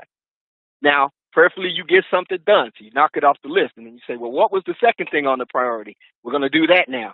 And then you do the third thing. The goal is I'm going to get through all of them. The likelihood is that's not going to happen. That is how policy is actually created. So that's why people are always saying politicians are lying. Now, I believe I went to school for policy. I have no desires for politics. I don't like the schmoozing aspect of it. But policy itself is why we don't kill each other to change administration, right? We don't have, there are no fiats that can happen. There are no fiat societies that come up here. And the reason why is because you're not often the last person that was in office in order for there to be a change.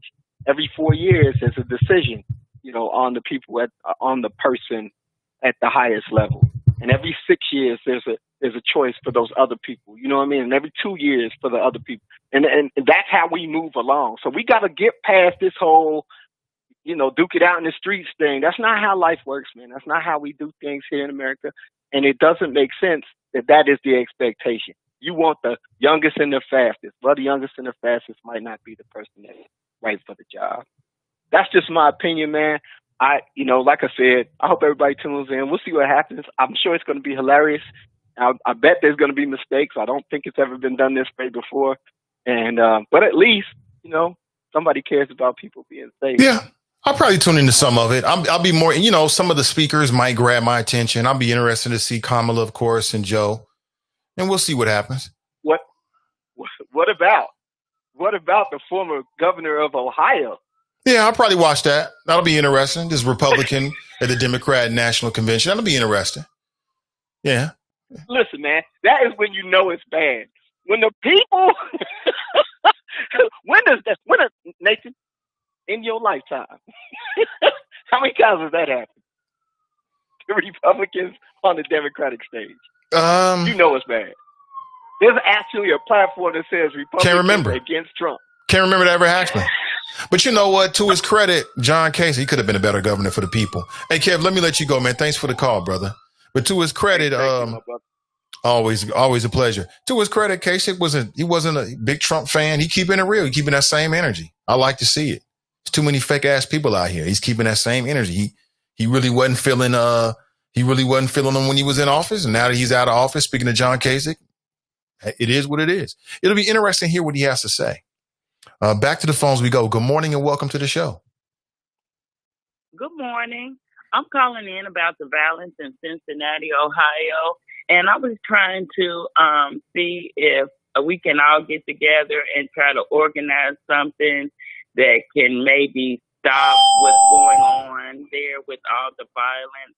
I know we do a lot of protesting when it's police violence on Black people, but what about the protesting and coming together to try to stop the Black on Black violence against each other? It's way out of control. I'm with you on that. What do you have a proposal in mind? I mean, is this something you want to talk on the air about, or do you want to connect off the air? I mean, we can connect off there. I'm actually from Cincinnati, Ohio, but I moved away in 2001 after the Timothy Thomas riot. Okay. And I see that it's a lot of things going on there still that was going on more than 20 years ago when I lived there.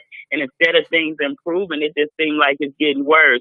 And I do come home pretty often. I would say like 3 times or more a year. And I do connect with my friends and family there. But it seems like everybody is just so hopeless and I don't see anything being done. So, I'm always willing to come back, and help anything positive towards uplifting my community. Okay, well, let's connect. I can reach out to you after the show today, and we can connect offline and see what we can do. What's your name? My name is Julie Hardy. Okay, Julie, I appreciate the call. All right, do you need my phone number? Is it the same number you just used to call me? Oh, yes. Okay, you Okay. said it. Yes. I've got it. Okay, bye-bye. All right, that's Julie. Okay. So she moved away after the Timothy Thomas unrest. And I guess she's watching us on Facebook or still a Cincinnati and comes back from time to time and is concerned about the violence. And let's talk about that. Let's talk about that because she's right. I mean, there seems to be a large amount, and I understand it. I mean, logically, I understand it. There is a difference. But there seems to be a desire within the Black community to address violence that's happening within the community, right? I won't use that term because it plays into the hands of the people that really are not for us. And I'll say it again. I mean, there are a lot of people in the city of Cincinnati that whenever there's a shooting, they're on the spot. There are numerous organizations of people that work in the streets of Cincinnati and work very closely with people to try to address it. It's not true when people say that when a police officer shoots a Black man, everybody gets upset. But when a Black man shoots a Black man, nobody cares. That is not true. That's just not true. Now, there might be some folks out there that want to make it true, but that is not true. And is it true, however, that the voices are heard louder? Yeah, but for good reasons, for a lot of good reasons. Typically when an officer kills an unarmed Black man, that officer is never brought to trial, never brought to justice. When you see citizen on citizen crime, typically at some point, that individual is brought to so-called justice. They have their day in court. In a lot of cases, they are convicted and go to jail. That's the reason why there's such a difference, outrage. So for all the folks that are like, well, what about Black on Black crime? That's the reason why there's more outrage. There's a difference. And I'll say it again. I mean, I think it's disrespectful for people to say, well, nobody cares. A lot of people care. They're out there every single day. We disrespect the work they do in this city and others when we say and try to legitimize that statement because it just ain't true in my opinion. But let me go straight to the phones here. 513-873-7134. Good morning and welcome to the show. Good morning, dear brother. How are you? I'm doing great. Sister Iris, welcome. Thank you so very much on this. It's a troubling time in our city. But I want to say several things, but I want to start here. Saturday morning, I went down to the Black Family Reunion because we were nominated as Black Family of the Year, and we needed to talk to some people and to the media about why the Black family is so important. And the media guy asked me that question, and I almost passed out. But it seems as if we've forgotten. And it seems as if on multiple layers, we're in such a vicious cycle of continuous spin and continuous talk and a lack of doing that we come here every other month. So I just want to double back 1 second when you were talking about the mayor.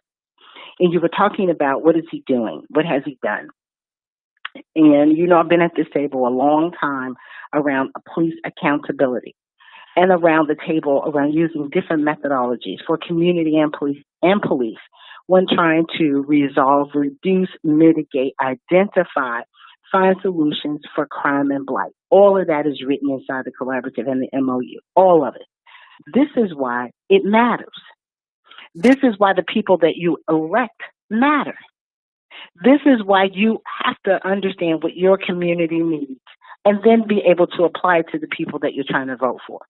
Because in this particular space for the past 7 years, and when you said it, I thought, well, damn, it's been that long? Because nothing has moved.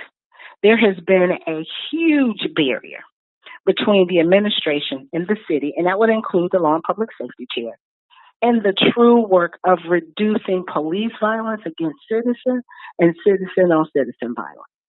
This is a vicious spin that we're in. We had one of the most educated, caring police chiefs in the city, and what happened to him? Who fired him? And who fired him in a way that no other black police professional in their right mind would want to come to the city and be the top cop? Who fired him? Who did it? Who took the only police chief that walked around and said that I am going to make sure that this police department utilizes every policy and procedure that sits inside the MOA, the collaborative agreement, and this is how we're going to police with the critical C first in mind. The critical C is the community. Who fired them? Who fired the only police chief that put recruits inside of the community to do community service work first? Who fired them? Who fired the guy that created right to read programs inside of the schools with the SROs? Who fired him? Who fired him? Because he said to officers, you will not be discourteous to people who have mental health issues, who are poor, who are black, who don't have the means that you may think in your very explicit biased mind while you're on your job. Who fired him? Who continues to do the black, not do, but dupe the black community? Who is it? Who promised that they were going to, first it was 10,000 families and it was 5,000 families and it went to something else? Who brought that to you? Who is constantly in the way of holding police accountable? Sure that top developers get abatements. They get your tax dollars. They can build this big old huge stadium in the middle of a community where black folks have built years and years and years of memories and families. Who did it? Who pushed for it right after the election? Pushed so fast we didn't even know it was coming. You didn't even have a chance to fight for it, to make sure that that corporation got 30 years tax abatement. Who did it? Who's given every entity that comes in and steals your land, pushes you out of your house, not give you a job? Who gives them that right to do it? Who said that the one person that was running for mayor that was trying to get equity for the black folks in Avondale from Children's Hospital that sits on a $200 million, $1 billion bank account every year, that she was trying to shake them down? Who did it? So whenever we have these conversations about whether it's violence, jobs, education, healthcare, all these things. Oh, and by the way, are there any testing sites that are up in the city of Cincinnati, in our communities? We're still in a pandemic. Somebody mentioned leadership. I'm looking for it. I'm looking for it.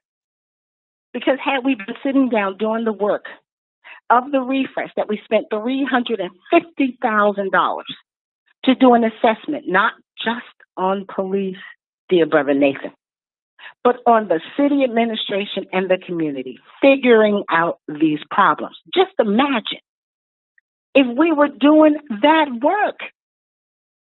Just imagine if we were talking to the babies, figuring out how are you getting these guns at 14 years old? Where are they coming from? I digress a second. Let me tell you something, Nathan. I don't know if I've ever said this story to you. Somebody put it in the comments that after 2001, we start to see an increase in violence in the black community. It was crazy. It shot up like 200%. We had not seen shootings the way that we have saw them. We've not seen the violence the way that we've seen it, and I mean citizen on citizen. And don't talk to me about black violence. Violence is violence, no matter who commits it. And that's how it should be seen. We saw an increase in our community, in the city, and it's been up and down ever since. But those root causational problems are not what people really care about, because that vicious spin keeps us spinning around. And it keeps us in the court system, the police system. We can't even figure out what the children are going to do going into the school year because we're so busy not addressing the root causations. This was a health pandemic. We should have been listening to the health officials a long time ago so we could have figured this out in a health-wise way. Nathan, I called this morning because I wanted to tell this story. So when I went down, sorry, I got off track. I went down to the Black Family Union. An officer, police officer, Cincinnati police officer, Black female, she walks up to me with tears in her eyes. And she says, Sister Iris, did you know we lost a baby last night? And I said, no, ma'am, I didn't. And she proceeded to tell me about Aurora McCarter. I posted that I talked to that class of cadets. I posted that over 400 youth try to get in that class every summer. They try to be part of that summer employment curriculum inside of CPD with the SROs, right? And I spoke to them last year. I spoke to her. She had many questions because we were talking about the collaborative. She had many questions about what was happening then. What were we doing? How has the police changed? A ton of questions. And then how she could be part of that change from the inside. But it took that officer to tell me I didn't know that had occurred. And she was extremely impacted. She stood there. We had to stand there. My husband and I had to stand there and support her because it was overwhelming for her. She said, I did not get into this to lose babies. This is not what I wanted to do. So instead of us getting on here pontificating and talking and yapping, because that's what we seem to do a lot, there's a lot of things that we need to be working on, y'all, that we can address. You remember Grandmama used to say, our business, we need to come in the house. We need to come in the house and have a conversation because we're out of damn control. This ain't got nothing to do with them. This has got everything to do with us. Everything to do with us. Because we want to be like them and we want to act like it doesn't apply. This ain't real and that ain't real and they really like us. That's not real, y'all. It's not. So when people get on here and they be talking about, they listening, who you listening to? Because if he's only listening to the law and public safety chair who's not a police scientist, who doesn't know crime science, get away from me with all that. That don't mean nothing to me because it ain't got nothing to do with what's really happening or what you really have done. Let's have this conversation around reparations. Let's talk about putting folk to real jobs with real money to take care of real families in real time right now. Let's talk about it. Let's hold people accountable because money is flying all over the place, dear brother. I don't know if you know, but all the philanthropy people, they want to get the money to social justice people. Ain't nothing coming this way. But we've been doing the work for 20 years. And we have been out there. Listen, I got unofficial juvenile court tonight.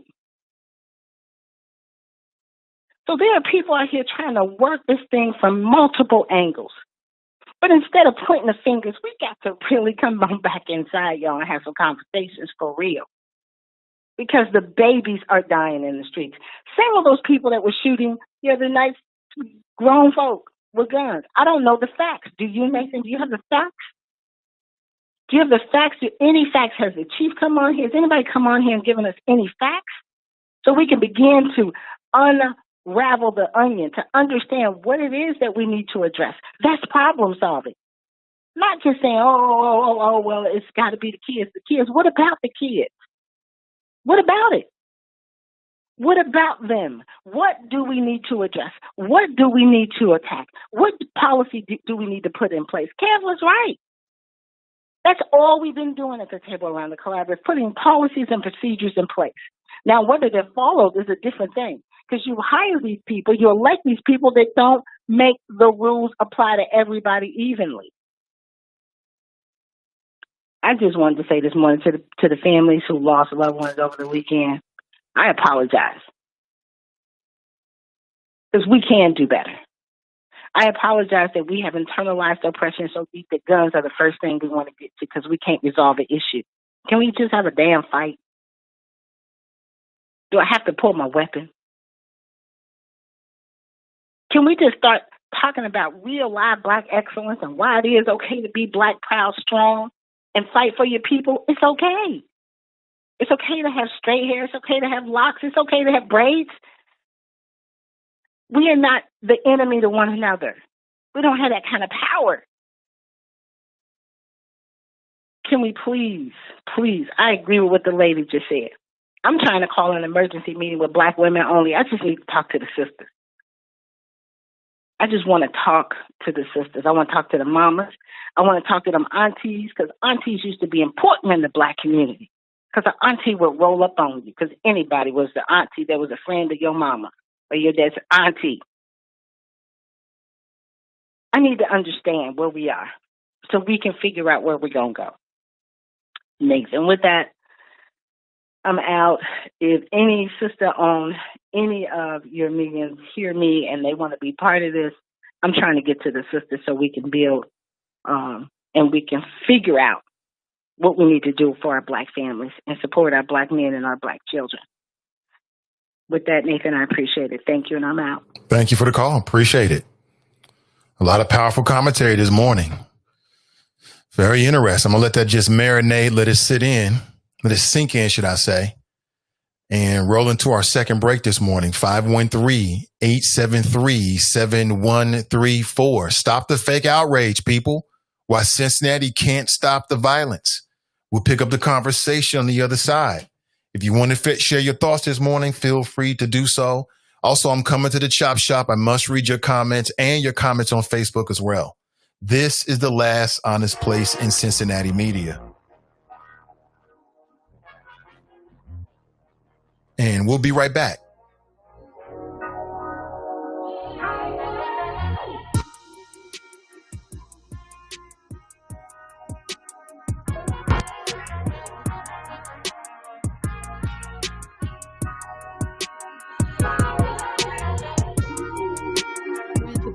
My Business Report. I'm Donna Wilson. The ride-sharing app Lyft has formed an alliance with several Black organizations to help close transportation gaps. Lyft has teamed up with My Brother's Keeper Alliance, the National Urban League, and others for the Lift Up Access Alliance. It will work to eliminate transportation barriers in under-resourced Black communities by providing access to more than 1.5 million cars, bikes, and scooters. In addition, reports say all Lift Up community grants will go toward organizations directly supporting communities of color for the rest of the year. And she has a major seat at the fashion table. The Council of Fashion Designers of America recently named a Black woman, Cassandra Diggs, as their new president. Diggs was formerly Chief Administrative and Financial Officer of the organization. That's your Bloomberg Black Business Report. I'm Donna Wilson. The Nathan Ivey Show is supported by listeners. Go to www.patreon.com/Nathan Ivey Show and help Nathan keep the show independent. Are you interested in medical coding, but not sure where to start? And scared of wasting time and resources? Let me help you with the right steps to become a certified marketable medical coder. Learn more at bit.ly/5stepscoder. This is Zoe Wesson. What side of history do you want to be on?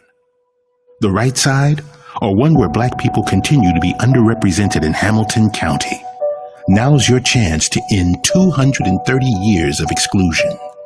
In Charlie Winburn, we have a man that's received the Cincinnati NAACP President's Award, who fought on the Ohio Civil Rights Commission for 6 years, who received the Baptist Ministers Conference Community Service Award. Charlie Winburn has received the Southern Christian Leadership Conference Award and was honored by WDBZ The Buzz as Pastor of the Month. We know Charlie Winburn, and he knows us. He's the right man to put us on the right side of history. On Tuesday, November 3rd, vote for Charlie Winburn for Hamilton County Treasurer. I am Charlie Winburn, and I'm asking you for your vote on Tuesday, November the 3rd, paid for by friends of Charlie Winburn. Hello, I'm Charlie Winburn with Renew Community Church. It seems like the coronavirus came from nowhere. I have some good news that if you never quit and don't give up, out of nowhere, the way will be made for you and your family. Take your life back. Join Renew Community Church each Sunday, 11:45 a.m. on Facebook Live, facebook.com/CincyRenew. Rewrite your life while at home. Join Renew Community Church for the 12-week Rewrite.me series each Sunday on Facebook Live. Renew your life at home. Go to SundayConnectCircle.org for a free 12-week, 200-page PDF. Take your power back. Rewrite your life. Join Renew Community Church each Sunday at 11:45 a.m. on Facebook Live, facebook.com/CINCI Renew. I am Charlie Winburn, and remember, out of nowhere, the way will be made for you and your family. You're listening to the Nathan Ivey Show. One man, one microphone, one mission. Now, let's get back to the flow.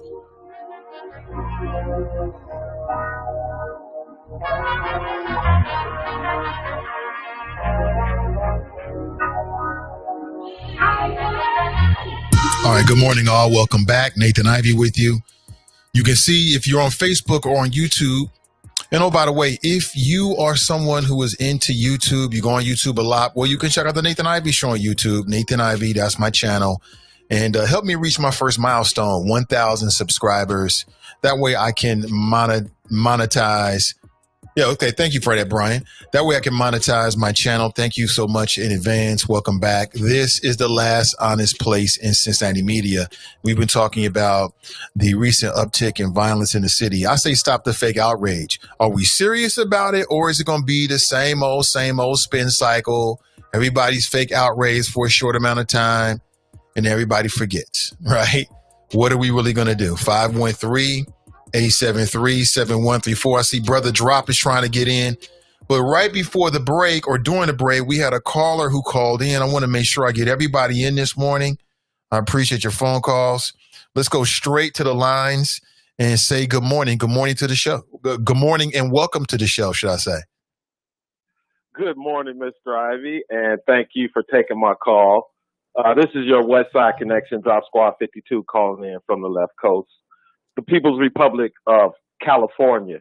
How are you doing, sir? I'm doing great. Welcome.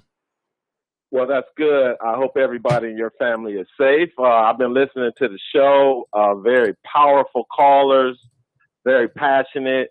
And again, just more reflection of the Black divide that is on full display this election year concerning the Black community. And Mr. Ivey, I know you always say, sir, that when we talk about violence towards Black people at the hands of law enforcement, whether that law enforcement be Black or white, and that violence is brought to the national stage, and you don't like when other people say, well, what about Black on Black crime? And my question to you, sir, this morning, especially after following a true freedom fighter out there in the streets of Cincinnati, Iris Rowley. And don't you think, Mr. Ivey, that just like the violence committed by law enforcement to young Black people, that Black on Black violence should be a national issue, not a local issue, like you said in the show today? People do show up. People like Iris Rowley. They show up. They are concerned about what happens in the community when the parenting that should exist just does not exist. And this type of violence continues to be a generational thing. So again, Mr. Ivey, my question, and I just want to make sure you got that you're clear on what I'm saying. Do you think Black on Black crime should be a national issue, just like police violence against Black people? No, I do not. And don't you think that going along with what Iris Rowley is saying, that sometimes these issues need to be made national because violence is violence when it's against black people. It doesn't really matter where it comes from because our population, our numbers are so small. Right. We've never been over 15% of the population in America intentionally. So again, Mr. Ivey, I mean, you've already said you don't think it should be a national issue. No. Because a lot of people think that two things can be right at the same time. And I think these issues should be together at all times.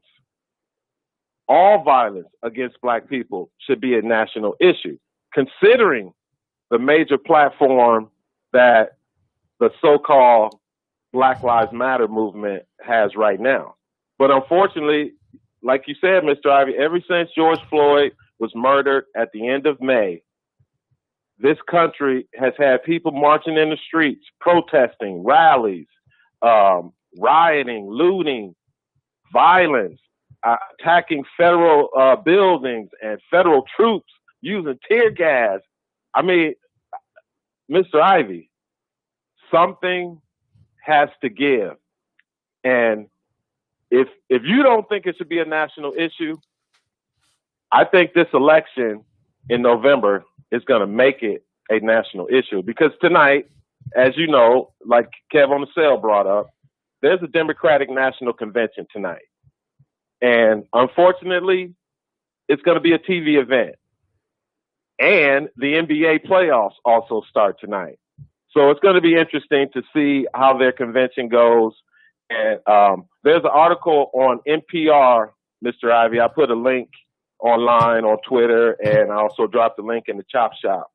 And it's about the black divide in the Democrat Party between the young voters and the older voters. So I just thought that would be an interesting question. Should black-on-black crime be a national issue? No. Like police violence? No. Okay. No, and all right. Well, can I clarify why? You want to have a quick conversation about it? I mean, I can clarify. I mean, I was just surprised at your short answer, but yes, I would love to hear more. Well, number I'll one, hang up and listen to your call. Okay, appreciate the call. Again, Mr. Ivey, your show is off the chain, and I want a lot more people to get involved. So thank you. I'm going to hang up, and please clarify. I will. That, okay, black violence should be a national issue like police on black violence. Yeah, I got the question. Science to anyone. What's that? Yeah, I got your question. I was just saying I understand your question. Yeah, I said what I said. That's Drop Squad 52. You can find him on Twitter. He's a big supporter of the show.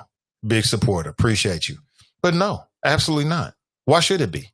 What the hell is black on black crime? That's number one. That's not how you talk to black people about crime that's happening in our community. That's number one. If you care, then fix your language before you step to us. That's not how you step to our community. If you're concerned about violence that's happening inside of our community, don't call it black on black crime. Because if that's the case, then white on white crime should be a national conversation because it's just as prevalent and just as high. If you're white in America, I'm speaking in sweeping generalities here, so forgive me for the sake of doing a talk show. I know there's nuances, but you're more likely to be murdered or to be killed, to become the victim of a crime by somebody who's white. Why is that not a national emergency? We overanalyze and over-scrutinize the things that black people do in our behaviors, and it's not all just a roadblock to providing equity, policy, and tangible. So absolutely not. No, we don't need a national conversation about that. Absolutely not. Now, if you want to talk about the underlying root causes that create environments and neighborhoods in which violence seems to breed, that's different. That's a whole different conversation. I'm with that conversation 100%. But it would be disrespectful to be talking about black on black crime. Now, if black-led organizations, I'll say it again, if black-led organizations want to have a family conversation, that's different. That's different. And I think that's what time it is. But again, I think it's disrespectful when people say, well, nobody ever says anything when black people kill black people. That is a damn lie. You're ignorant. It's disrespectful. And you're playing into the games of the forces out there that don't care about our communities. That is not true. That is not true. And if you don't understand why people are outraged when they're killed by public servants that they pay for as taxpayers, and I can't explain it to you. To me, it's real simple. I don't really understand it. Anybody using that argument, what about black on black crime, is either ignorant as hell, far too ignorant for me to try to teach you anything in the limited time I have with you, 2 hours a day, 5 days a week. And or you are a part of the problem. You're really on the other side working against the black family, and you're trying to be slick with it. It's either or. It's either or. So no, absolutely not. We need to have a conversation, a national conversation on how to deliver equity policy intangibles to our communities. That's what we need to have a conversation about. We need to have national conversations on how we can expand before school and after school programs. That's what we need to be talking about. But Sister Iris says something, she's 100% right in the sense that we don't really know all the details of what happened with these shootings. So we're all just kind of speculating here. I don't know all the details. I don't have the facts. I haven't heard the police chief give us the facts and the details because they're still investigating. We're wildly speculating as to what was going on. Is it the usual suspects? Is this story the same as similar stories and stories we've heard in the past? We don't really know yet. I thought it was a great flow when she was asking like who did what, talking about John Cranley. People forget. Remember when he ran the black chief straight out of town, unceremoniously, publicly played this black man, or just played him, super played this black man. But he did a great job for the black community. I mean, I don't see it. I don't see it. But I mean, you know, we can all see different things. You don't have to see things the way I see them. Let me go straight back to the phones and say good morning and welcome to the show. Good morning. Hey, good morning, brother. Hey, good morning. Sorry to have you on hold for so long, man. You might want to turn me down the background. It'll confuse you. I got you. Who am I speaking with? I got you. My name is Chris. Chris? Yeah. Welcome, Chris. Welcome to the show. Hey, thank you. Hey, I've seen you many. I used to be on the Wiz back in the day. Yep. And you know, I remember, and I wonder what happened to you, but now I see you back, and I'm glad. Appreciate it. So, listening to you this morning, man, and everything you're saying is like so right on point, and so where it needs to be. The black on black crime issue is an issue, but like you said, it's an issue just like any other regular crime. And I think black on black crime doesn't need to be an issue to the nation. It needs to be an issue to the nation of black people that's here on this planet. Because we understand the evils that's out there that's out there to clip us and knock us down. And it seems like we just keep going back for them to do it over and over again instead of taking responsibility, taking action, and taking care of our own self. We don't need them in our communities doing anything for us. We have the resources. We got black businesses. We got black people. We got black mamas. We got black aunts. We got black grandmothers. So we got the resources in our hood. We need the resources to come to our hood to educate us. We need the resources to come to our hoods to help us, to talk to us, to rally us together, to get us interested on the topics and the situations that's going on, to talk to those people who understand what's going on in these streets, because we're not in these communities. So we got to go to the communities to talk to the people that's in the communities to try to understand what's going on in the streets. And then once we understand what's going on in the streets, go and talk to those people that's in the streets that's got the stuff going on. We act like we can't reach these people. We right here in the city with them.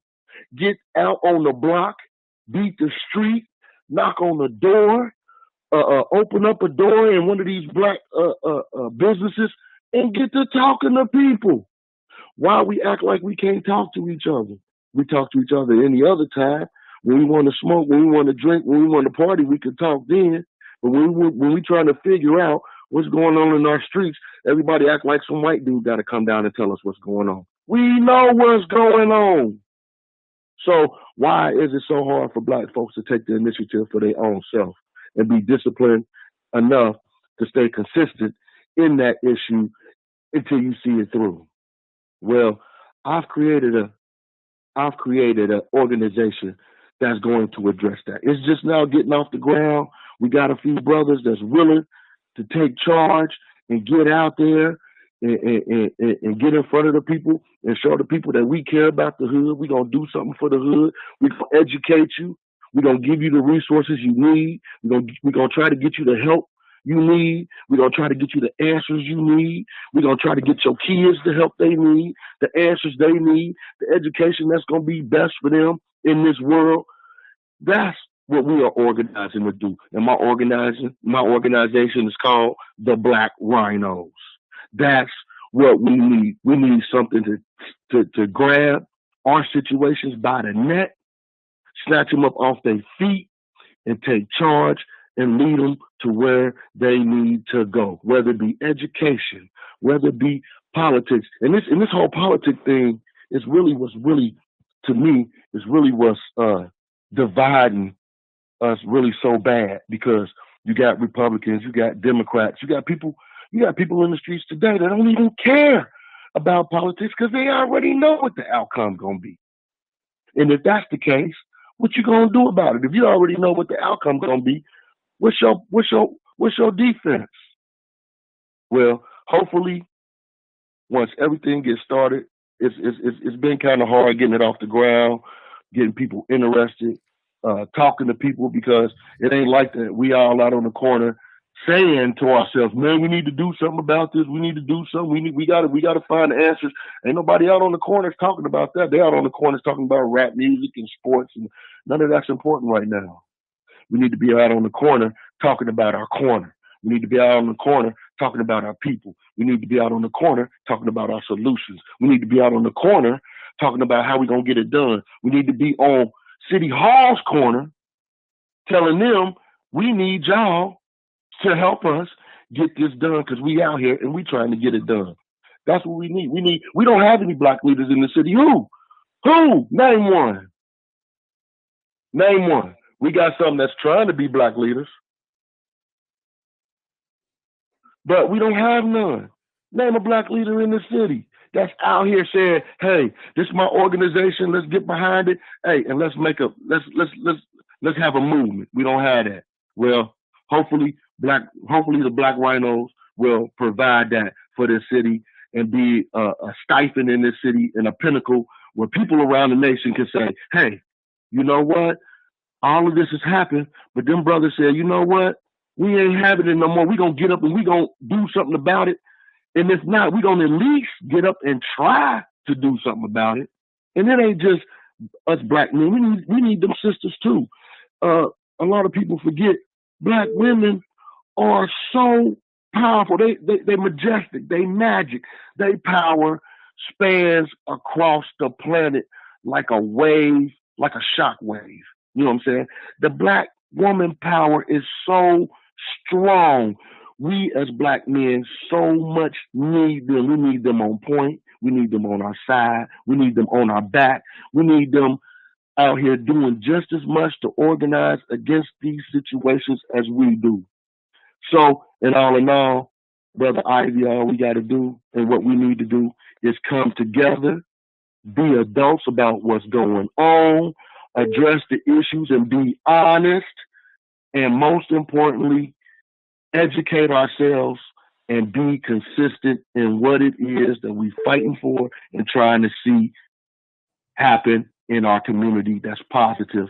We need to promote a positive community involvement. We need to promote positive community education on just regular education, on gun education, on government education, on laws, people who are going to be elected. We need to be educated on everything because we need to make the right choices and decisions for our people. So hey, Chris, we need to take charge of our own self. Hey, Chris, let me ask you a quick question, man. I respect your passion, man. I appreciate what you're trying to do. You said Black Rhinos. What is why Rhinos? What does that mean? Is that an acronym? What does that stand for, Rhinos? You know why it's Black Rhinos? Because the reason why me and my cousin chose it, we thought it up, And the reason why we chose Black Rhino is because the Black Rhino is only indigenous to Africa, and it is now on, it has been for a long time, on the endangered species list, just like us. It's powerful, it's majestic, it's smart, right? And it's been around a long time, just like us. So that's why we chose the Black Rhino. I get it, brother. Listen, man, let us know, man. Let's stay connected. And when you get up and ready to put it out to the community, let me know. I'll have you on. Well, brother Ivy, we are up, but right now, like I said, we're looking for, we're looking for funding, trying to get things organized as far as getting resources for the neighborhood and the communities around us. It's not just my community. It's going to be Avondale, downtown, Byron Hill, Madisonville. Anywhere we at is where we going to be, And I think that's what we need in this city. We need something that's going to plow the field, right? And we can get behind and plow with it, because we don't have that in this city at all. And a lot of black cities don't have it around the nation. And hopefully we can go nationwide with this thing. But we're starting to hear right here in Cincinnati. It's already started. It just ain't been out in the public view yet, because we don't have everything together. Because, like I say, we need funding and we also need black people in the community to reach out to us and say, hey, I want to be a part of that. Hey, come on, bro. Let's get it done. Hey, I know everybody in that community. I'll find out what's going on. Let's get in there and dig it up. That's what we need. We need people to come together. All right. Hey, Chris, thanks for the call, man. I appreciate it. I respect the passion. Yeah, most def. I respect it. That's what time it is. Equity, policy, tangibles. It's about that time, brothers. And he ain't sitting around talking about I'm depressed. He ain't sitting around talking about I don't know what move to make. They making moves. They organizing. That's what time it is right now. I respect it. Said the Black Rhinos, look for them. And there are some folks out there. I mean, I thought he was saying rhetorical. I didn't want to mess above his flow up when he was saying, there's some folks out there. We heard from Sister Iris. She's been a leader in the community. There are some folks out there that's omnipresent in the community, never went anywhere. They out here all day out there. There are some emerging voices in the city of Cincinnati as well. Black folks. You know what I'm saying? They on that equity, policy, tangible tip. But let me say this before we roll, because I got to roll out. Got a bunch of stuff going on today. Not only am I doing this show, but I'm producing more and more shows with Sin Digital Media. I think the media is a big problem. I think the lack of control of our media, the lack of a focus on us in the media is a problem all over the country, perhaps all over the globe, but especially in Cincinnati. And that's the reason why I started Sin Digital Media, because I believe that the digital landscape can be organized and harnessed for us in a very meaningful way. So if you're already doing digital media, if you're already doing a digital show, I invite you to go to our page, Sin Digital Media, and you can post there. And I can be an unofficial affiliate. There's already an audience there. You can bring it to my attention. I'll promote what you do, even if it's not a Sin Digital sort of affiliated podcast. If you're someone who is a creative, if you're an entertainer, if you're an intellectual, if you're a professional, and you feel like you have something to say and to give for multiple reasons. I know perhaps you're trying to grow your business as well, which I'm all for. Perhaps we can work together with Sin Digital to harness the power of what you have in terms of live streams and podcasts. But I want to say it again. If you're already doing digital media, if you're doing a weekly show, a bi-weekly show, and you're in the greater Cincinnati area base, feel free to post there. It's open. You can post there. No issues whatsoever. No strings attached. I mean, there are certain content that I'm just don't want to be affiliated with, but I'm pro creator. I'm a creator myself. So I just put that out there. I'll be promoting more and more of that so people understand about that page on Facebook and they can see that as a resource. I think that there is so much talent in the greater Cincinnati area. I'm working with very talented people as well already, but I think there's so much more room to grow and room to collaborate. in the Cincinnati area. So again, Sin Digital Media, CIN Digital Media, and feel free to post. If you're doing a weekly show, a Facebook Live show, a live stream, you can just be going straight from your phone. But I love to see it. I love to perhaps work with you as well. So I put that to a sidebar. But then secondly, the one conversation that we rarely talk about, and I didn't see it in any of the headlines as it related to the 18 shootings and 4 deaths, is we don't talk about trauma. When Brother Drop was like, oh, should black on black crime be a national conversation? No, but the trauma in the black community should be a national conversation. I wonder how much I wonder what the role of trauma and how prevalent it is in our community in particular. I'm speaking to black and brown folks. That never gets discussed. We would rather lock it up, incarcerate it, rather than deal with the root. And a part of that root in my heart, I think it's the trauma that a lot of people have experienced and are experiencing. So right now in the state, the county, and the city, you got elected officials that have said that racism is a health care crisis. Well, how does it manifest? It manifests in some forms trauma. So until we start dealing with those underlying root issues, we're going to keep going through this same vicious cycle because we're not dealing with the real issue. We're not dealing with the real problem. As Jasmine said, we keep trying to deal with the symptoms and not the underlying health issue. How prevalent is trauma in what we see in terms of these headlines? I don't know. It's something to think about. I appreciate you being here. I got to make a move. I'll be back with you bright and early tomorrow morning at 8 a.m. We'll chop it up on everything going on. I have so many things I want to talk about. Perhaps tomorrow we'll talk about Professor Griff and D.L. Hughley. That's a little bit of a side issue to what's happening in the city of Cincinnati. But again, have an excellent rest of your day. And I'll be with you again very, very shortly. Before you know it, it'll be tomorrow. Remember our motto: winners focus on winning. Losers focus on winners. Stay focused and stay winning. And we'll talk real soon. I'm Nathan Ivey, and I'm out.